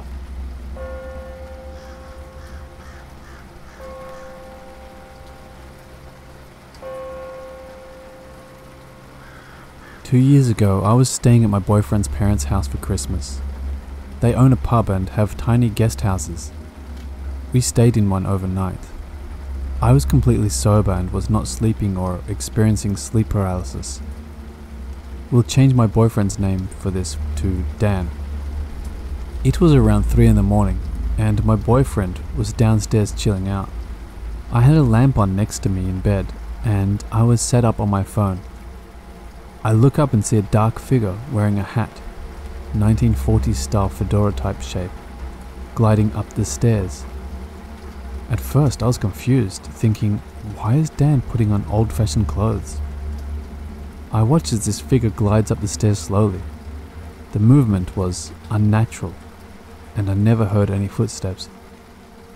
The figure is standing in the middle, staring at me. He has no facial figures or even eyes, but I can feel him staring right at me. It was blacker than black, a dense shadow, and he was very tall, must have been over 6 feet. The shadow was wearing a trench coat and fedora. Definitely not from this era, more like the 40s or 50s. I felt an immediate negative energy in the room. In my panic and confusion, I call out to it, almost hoping it's my boyfriend, even though deep down, it obviously isn't even human. I say something like, "Dan, what are you doing? Where did you get that hat and coat? You're creeping me out." My boyfriend then calls out from downstairs, "What? You alright?" My heart drops as I'm still staring at this shadow man, trying to understand what I'm seeing. I'm terrified, and it feels like this entity, whatever you want to call it, was feeding off my fear. Like, it felt sinister. I close my eyes, expecting there to be nothing there when I open them. My eyes open, and the shadow man is at the foot of the bed, staring me down. I can't put into words dread and pure terror I felt. I go old school and hide under the covers. A few seconds later, I come out from the covers and, oh my god, the figure was towering over me on the bed, practically on top of me. All I can do at this point is just close my eyes and pretend it's not happening. I open my eyes again. The shadow man is about 2 inches from my face. I hid under the covers all night and didn't open my eyes again. It was terrifying. It had the appearance of a human, but no eyes, no mouth, no facial features at all. But I could feel it looking right into me so intensely.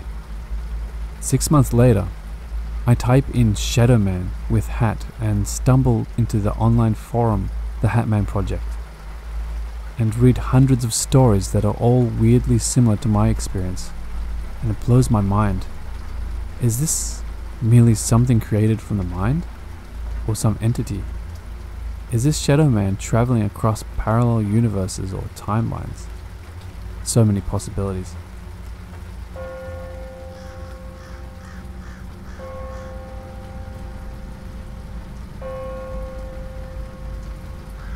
Now, I don't believe in ghosts. Sorry all of you that do, but I don't. I believe in bad energy and aliens and trans-dimensional beings, but I do believe in shadow people. Why? Because I've seen them. In Wikipedia it states that they have red glowing eyes, but I've never seen that. I've just seen a shadow in the form of a human, move just like a human. So one of the first times I can remember seeing a shadow person was when I was in the 5th grade. I went to a pretty exclusive private school, so we took a lot of field trips. One trip I'll never forget was when we went to the dunes of Michigan in the middle of the winter. I don't know whose bright idea this was, but it was like a deserted summer camp basically. One of the counselors did teach us about crunching wintergreen lifesavers in the dark, and you could see sparks, so that was pretty cool. He did it in the woods, so it was pretty neat to see as a 5th grader. The camp was covered with snow and, as I said, was probably rocking during the summer, but at winter, eating in a dining hall made for 6 times as many children and a skeleton crew of staff was a little haunting. The place was kinda old too.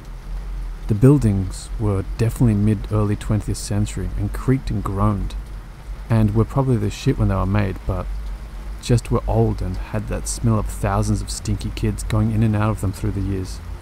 Our counselor wasn't one of our teachers. It was a real counselor from the camp. At night, we had to sleep in a cabin that was segregated, boys from the girls. The counselor was actually a cool guy and probably smoked grass, and never had a desk job in his life, so we liked him. When he assigned us our bunk beds, I was against the wall, on the back right side of the cabin. Top bunk. There were 2 rows of bunk beds, probably 6 to a side. I was pretty stoked about having top bunk and having the wall next to me. Although the counselor was by the door in the front of the cabin, of course. This was the 80s, so no second door fire escape. He slept on the left side bottom bunk, which made sense being by the door and at ground level. Now this place was really far north in Michigan, at the top of the index finger of the mitten shape of the state, and it was really quiet and really dark. When the counselor turned off the cabin lights, there was nearly no light. The only light was from an outbuilding about 50 yards away, a typical sodium outdoor bulb. So us boys settled down, and I felt a little restless, and I couldn't really sleep that great. I wasn't sure if I even fell asleep or not, but I looked towards the door and there it was. a shadow person. The shadow person was probably 7 feet tall because when he started walking, he had to bend down every time he looked down at a boy. It was like he was checking on them, moving one bunk to the next side, to the side bottom bunk, then top bunk. I obviously couldn't believe what I was seeing. I was totally petrified. The shadow person was moving at a leisurely rate, not fast but not slow, and only really paying attention to the boy whose bed he was checking out. As it got closer, I had a better look at it. It wasn't really detailed, it was sort of static or fuzzy on the edges of its shape. Ridiculous as it may sound, it kind of looked like a stick figure, but all black as night. I could only make it out because of the light coming through the front 2 windows of the cabin, with the residual light from the outbuilding. As it creeped closer and closer to my bed, I was really paralyzed. I felt like I couldn't say or move anything, even though I wanted to. Another odd thing was that it was though someone turned down the volume because before you could hear the kids tossing and turning, but it was near silent now. As stated, I was the last bed on the right side top bunk. Shadow Man made it to the top bunk next to mine in what seemed like an eternity, but his movements really weren't that slow, just normal speed. Until this point, everything was on the rails, checking one bed to the next, so maybe I could have explained it away, but as he checked the top second to last bunk next to mine, he abruptly looked my way. The way he was moving, he should have gone to the left side second to last bunk to be uniform, but instead, it tilted its head towards me. It kind of cocked its head like dogs do when they are confused by something. Then it inched closer and closer at a much slower pace, like it was sneaking up on me. I assure you, my eyes were wide open. I was clinging to my itchy baby blue wool blanket and sheet and had them yanked up past my nose so only my eyes and the top of my head were out.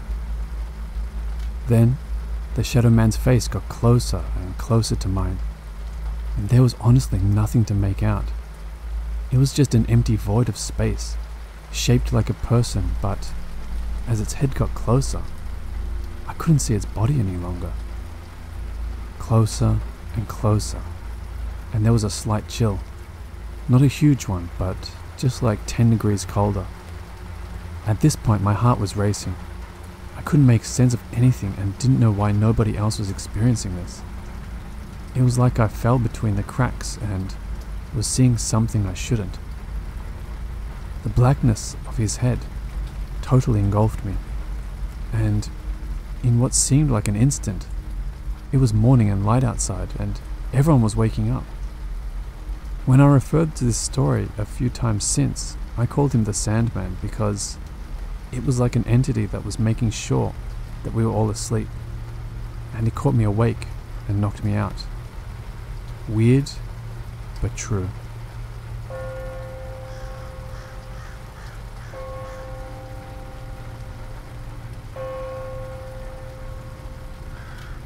I was young, 24 now, but around 10 or so possibly. It was a normal day, normal night of being scared of the dark, and all of a sudden, I look up and there's this big shadow staring down at me.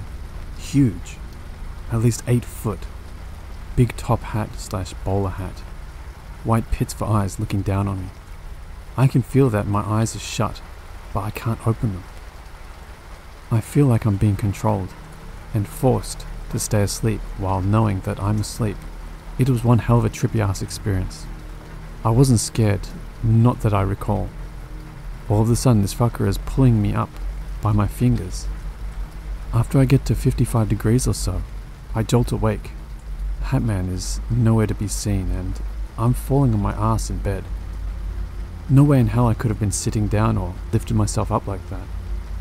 It's worth noting that every time I suffer from sleep paralysis, I get the overwhelming fear and shivers, but this first time, I don't remember suffering from those symptoms. Nothing happens for a little while, until biology in high school. I'm sitting there, not really caring, until my head involuntarily slams against the table, and I can't wake up. I know I'm asleep, but my eyes weren't open. It was like that for 5 minutes until my buddy shook me out of it. This is where you need to strap yourself in, because this is when the shadow figures started showing themselves in the open. It's 11 PM, no job yet, after graduation, and I'm dicking around on my PC. I want a drink or whatever, and I have to keep the front door unlocked so my uncle can come in once he gets home from college. I walk by the basement door, and I hear children giggling in my basement. I froze. My eyes darted across the front door window, and there was something leaning sideways, with its head near the top of the window looking in. As quickly as I laid eyes on him, he vanished to my left. I ran to my room, grabbed my handgun, and checked the front porch. Absolutely nothing. Fast forward, basically my best friend at the time lived literally a 45-second walk around the corner. While walking home one day late, around 12 AM or so, I saw a man with a baseball cap leaning against the corner house's porch. He disappeared when tree limbs broke my steady vision. A little bit after this, I was playing Manhunt in the odd projects 1 minute away from my house. I was running through the dark part past some trees. Another one of my friends was chasing me until I realized it was my friend. I turned around long enough to see a cloud of black disappear behind me as I hit the edge of the street light. I nearly tripped and slammed my face first into the street when I processed what just happened. Around half an hour later, I see a small figure moving through the fields in the game boundaries we all agreed on. I assume this is my friend A from the group, but then I see another large shape in the woods loping after him. I thought this was my other friend D, who's larger than us, but the only one who came out of that side of the woods was A. We made sure to check all avenues, and we even all went to the projects to check. Nothing. Got my first legal job at Walmart as sanitary maintenance on the graveyard shift as part of a skeleton crew. This is where my mental health saw a serious decline.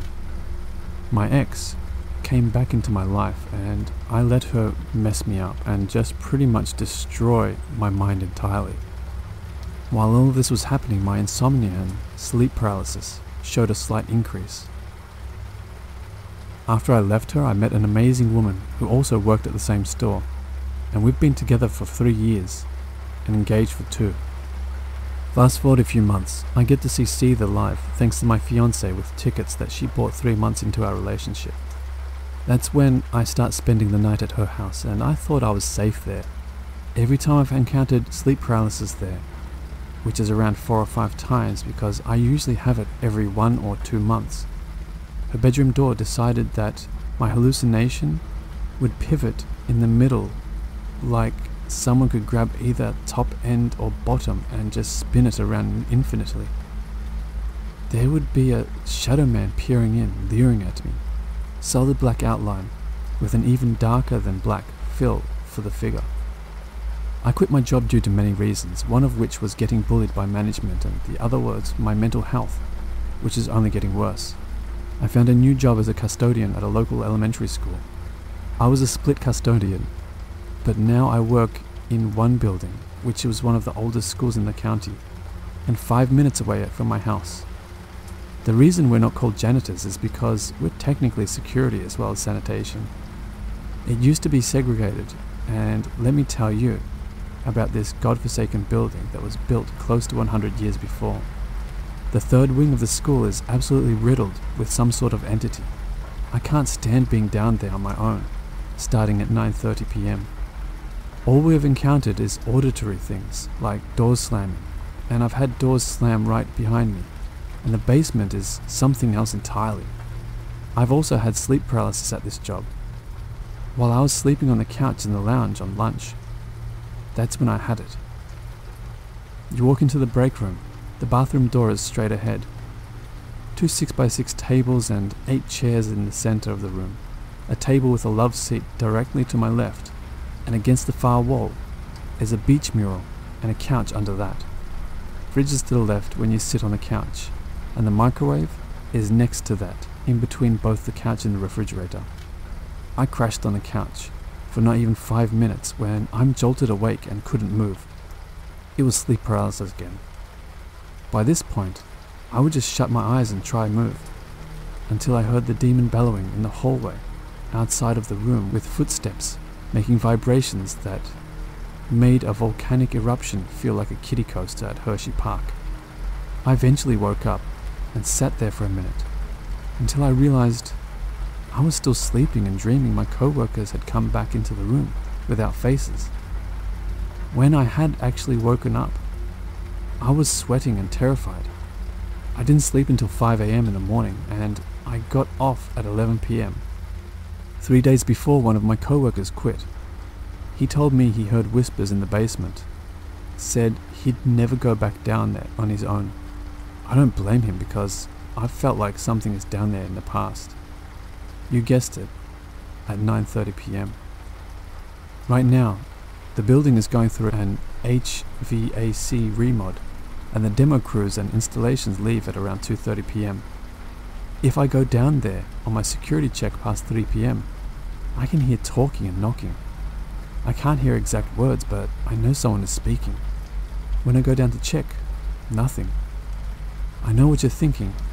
OP, it's someone else in the building and the voice is traveling through the pipes. No, it isn't, because they've ripped all the piping out and are just now shoving new shit in. And even if it was someone else, they shouldn't be down there with me. That's all I can remember right this second.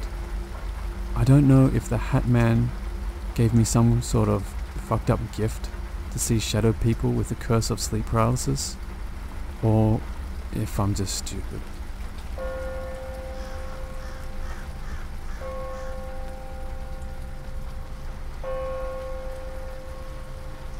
So this happened quite a while ago. I was laying in bed facing the window to the backyard.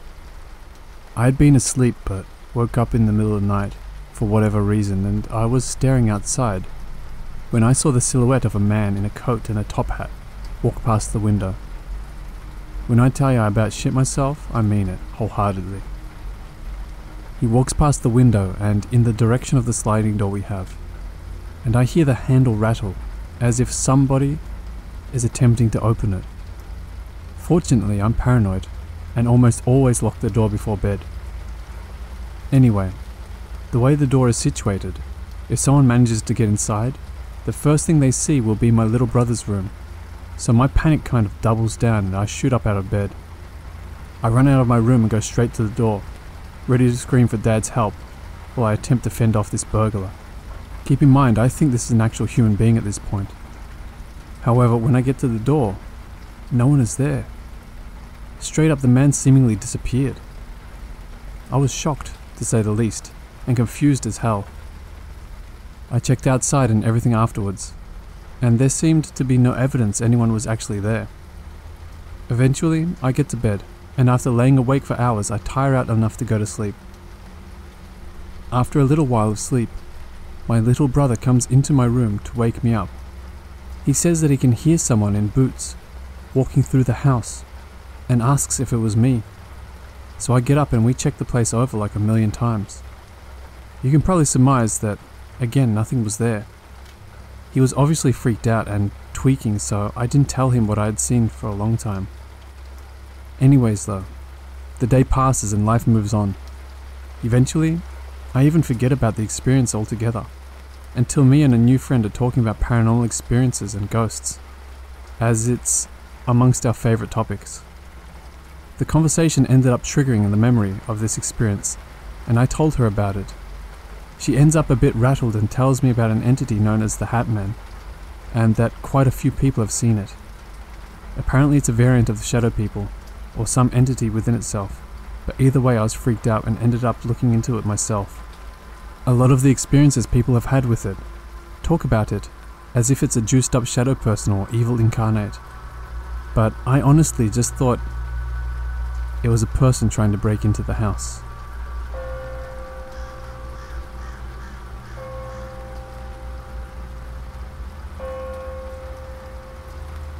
My parents had a friend who was a single mother of a child around my age, just a year older. Because of that, we obviously got to hang out together on multiple occasions for years on end. When we were around 7 or 8 years old, her mum let her have her first sleepover at my house. Everything was going fine until the sun went down. We wanted to be up extra late, so we snuck out of my room to play some more after my parents went to bed. After a while of sneaking around, we decided we wanted to eat some cereal. I was going through a phase where all I wanted to eat was Cap'n Crunch. Like lots of families, we had our main fridge in our kitchen and another in our basement. At the time, our basement was unfinished. It was huge, almost the size of our whole house, with 3 concrete walls and one that was made up of huge grey bricks. Our laundry room was in the top right corner, behind some wooden slat stairs, and against the brick wall. The laundry room wasn't actually a laundry room, just a corner with the washer, dryer, and the extra fridge on a square of carpet we laid out, so it was softer to stand on than the cold concrete floor when we did laundry. I was naturally terrified of the basement as a child because the corner underneath our wooden stairs had just a single light bulb hanging freely over the laundry room. The brick wall, which was to the right of the laundry appliances, also had a few huge bricks missing up by the exposed ceiling, with all the creepy tubes and pink fluffy insulation. There was a crawl space on the other side of the brick wall, nothing really interesting, and I wasn't tall enough to see over it. But that didn't stop my child brain from imagining stuff on the other side. Obviously, I didn't want to go down there for my irrational fear of the creepy basement. So of course, we open the main fridge upstairs and realize we have no milk. My friend insists that she has to have cereal, and that we should check the downstairs fridge. Immediately, I affirmed that there is no way I was going down there, especially because it was dark, late at night, and it was just the 2 of us. Somehow though, she convinced me, and soon we were creeping down the steps. We had turned on the switch, but it was still so dark, since the only light was above the laundry corner, which was conveniently behind the staircase we walked down, lighting the way through the gaps in the steps. Once we got down there, I felt braver than ever. I got that childlike surge of adrenaline, and I thought I was the toughest kid ever. I think my friend felt the same way because as soon as we turned around and got to the laundry corner, we started sizing up the room in a "that wasn't so bad" kind of way.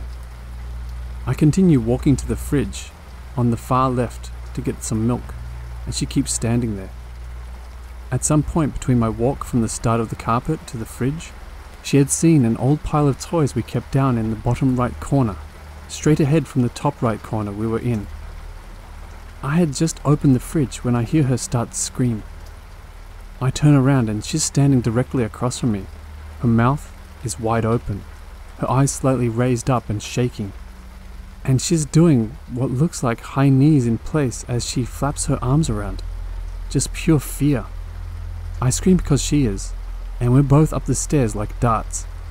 As soon as we get to the living room, she throws herself belly down on the floor and starts kicking like a madwoman. My parents come running, of course, and think she's having a seizure on the floor. When they scoop her up, they realize that's not the case. She just starts sobbing. They ask her what's wrong, what hurts. I'm just standing there staring at her with tears streaming down my face. I've never seen someone that terrified in my life to this day, not even in horror movies. They couldn't get any response beside a hysterical, "There was a man with a hat! There was a man with a hat!" until she finally calmed down to just crying. Her mum came and picked her up, and my dad went searching around the basement for some man with a bat.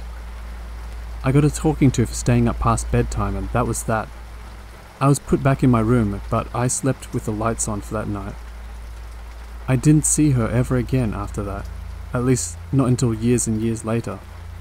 When I did talk to her, years later when she came up on Facebook, I found out that she had been in and out of mental hospitals for years since. But I've had a specific experience in that same house that makes me feel like she isn't crazy, but that thing made her crazy. We moved a few years after we had fully renovated the house, and I haven't been there since. But I did see him myself. A fedora tipped down so you couldn't see his face, a long trench coat, and what looked like dog-like paws with long claws, which sounds really, really strange. Just typing it out makes me think I might be insane too.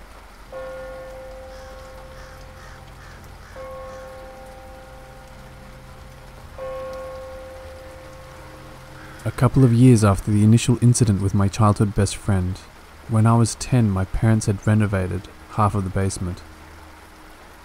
Now, there was 2 complete bedrooms to the left of the stairs, opposite from the laundry corner. My bedroom was moved to one of those. I felt super grown up for basically living down where I used to be scared of.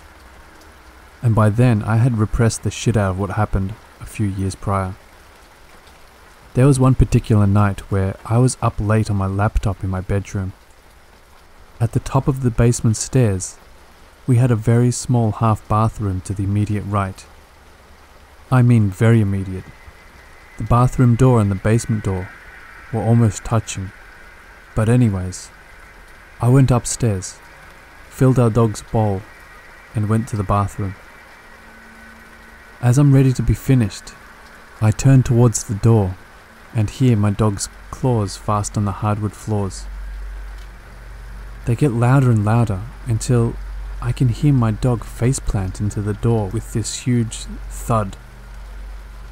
This wasn't odd, because our dog at the time was a hyperactive boxer mix, and would constantly run so fast across the hardwood that he would start sliding out of control. I see his claws scratching on the floor underneath the crack in the door, something he does when he's impatient. So thinking he's excited to see me, I open it, and there's nothing there. I get this familiar sinking feeling in my gut. I suddenly remembered that our dog was having health issues, and we had to have him sleep in the garage at night because he would pee in his sleep. We were due to take him to the vet in the morning, but that night and the past couple, he had been outdoors while we slept. There's no way it could have been my dog. Looking down into the basement stairs, I saw it. A man stood there, at the base of the stairs. I couldn't see a face. He wore a hat, like a fedora of some sort, tipped down to obscure it.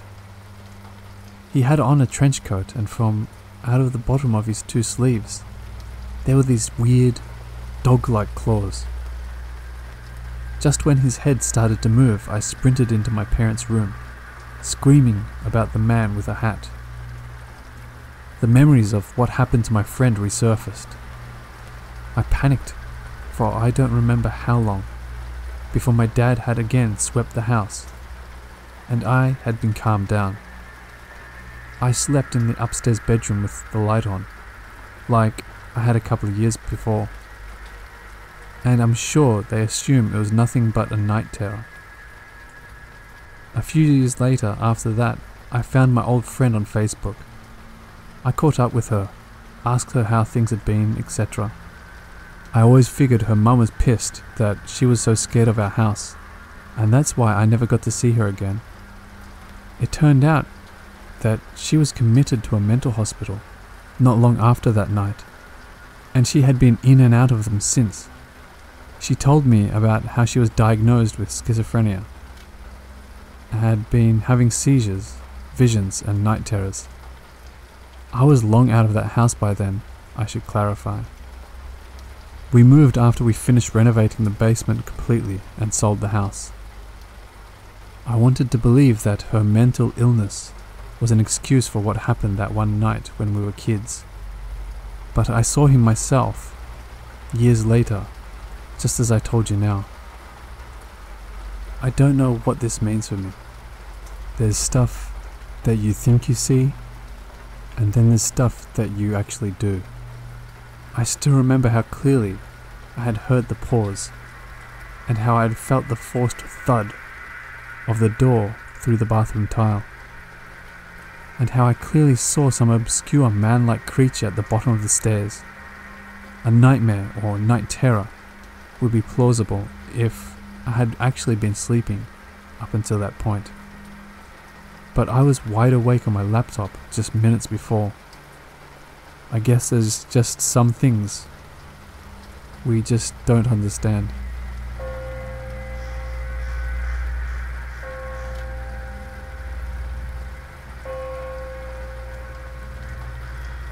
I'm a 33 female and have never seen anything weird in my life until this happened. I was at home doing chores on a Saturday afternoon, laundry specifically. Husband was out doing errands and I had The Good Place playing on the TV. I had just walked through the living room from the kitchen with a load of clean laundry and into the bedroom where I set the hamper down next to the bed and began folding clothes. I could see the television directly from the spot I was standing, as I was still following along with the show. As I'm standing there, I see a dark shadow lean down in front of the television from the right side of the screen. It turns its head inquisitively towards me. That's the impression I got from it anyways. And it just stares at me. I stared right back. It had no facial features or legs, but it was clearly wearing a fedora and a goddamn suit. I was more startled than afraid of it. Honestly, it seemed more curious than aggressive. And I really didn't know what to do but stare back. I eventually blinked and he was just gone. I finished folding the laundry and was admittedly shaking a little. I went into the living room, grabbed the PS controller, and rewound to the exact part of the show that it occurred. I thought there had to be an explanation, so I rewound and played the scene. I rewound and watched that scene from every angle of the living room, but couldn't find anything that looked like the shadow. Did some research on it and ended up on Reddit, just now deciding to share because it's been on my mind, and I don't think anyone I know would believe me. They would probably humor me to be nice, but I don't want to seem crazy. It was real, and it's obviously a pretty universal thing. So bizarre. Thanks for listening.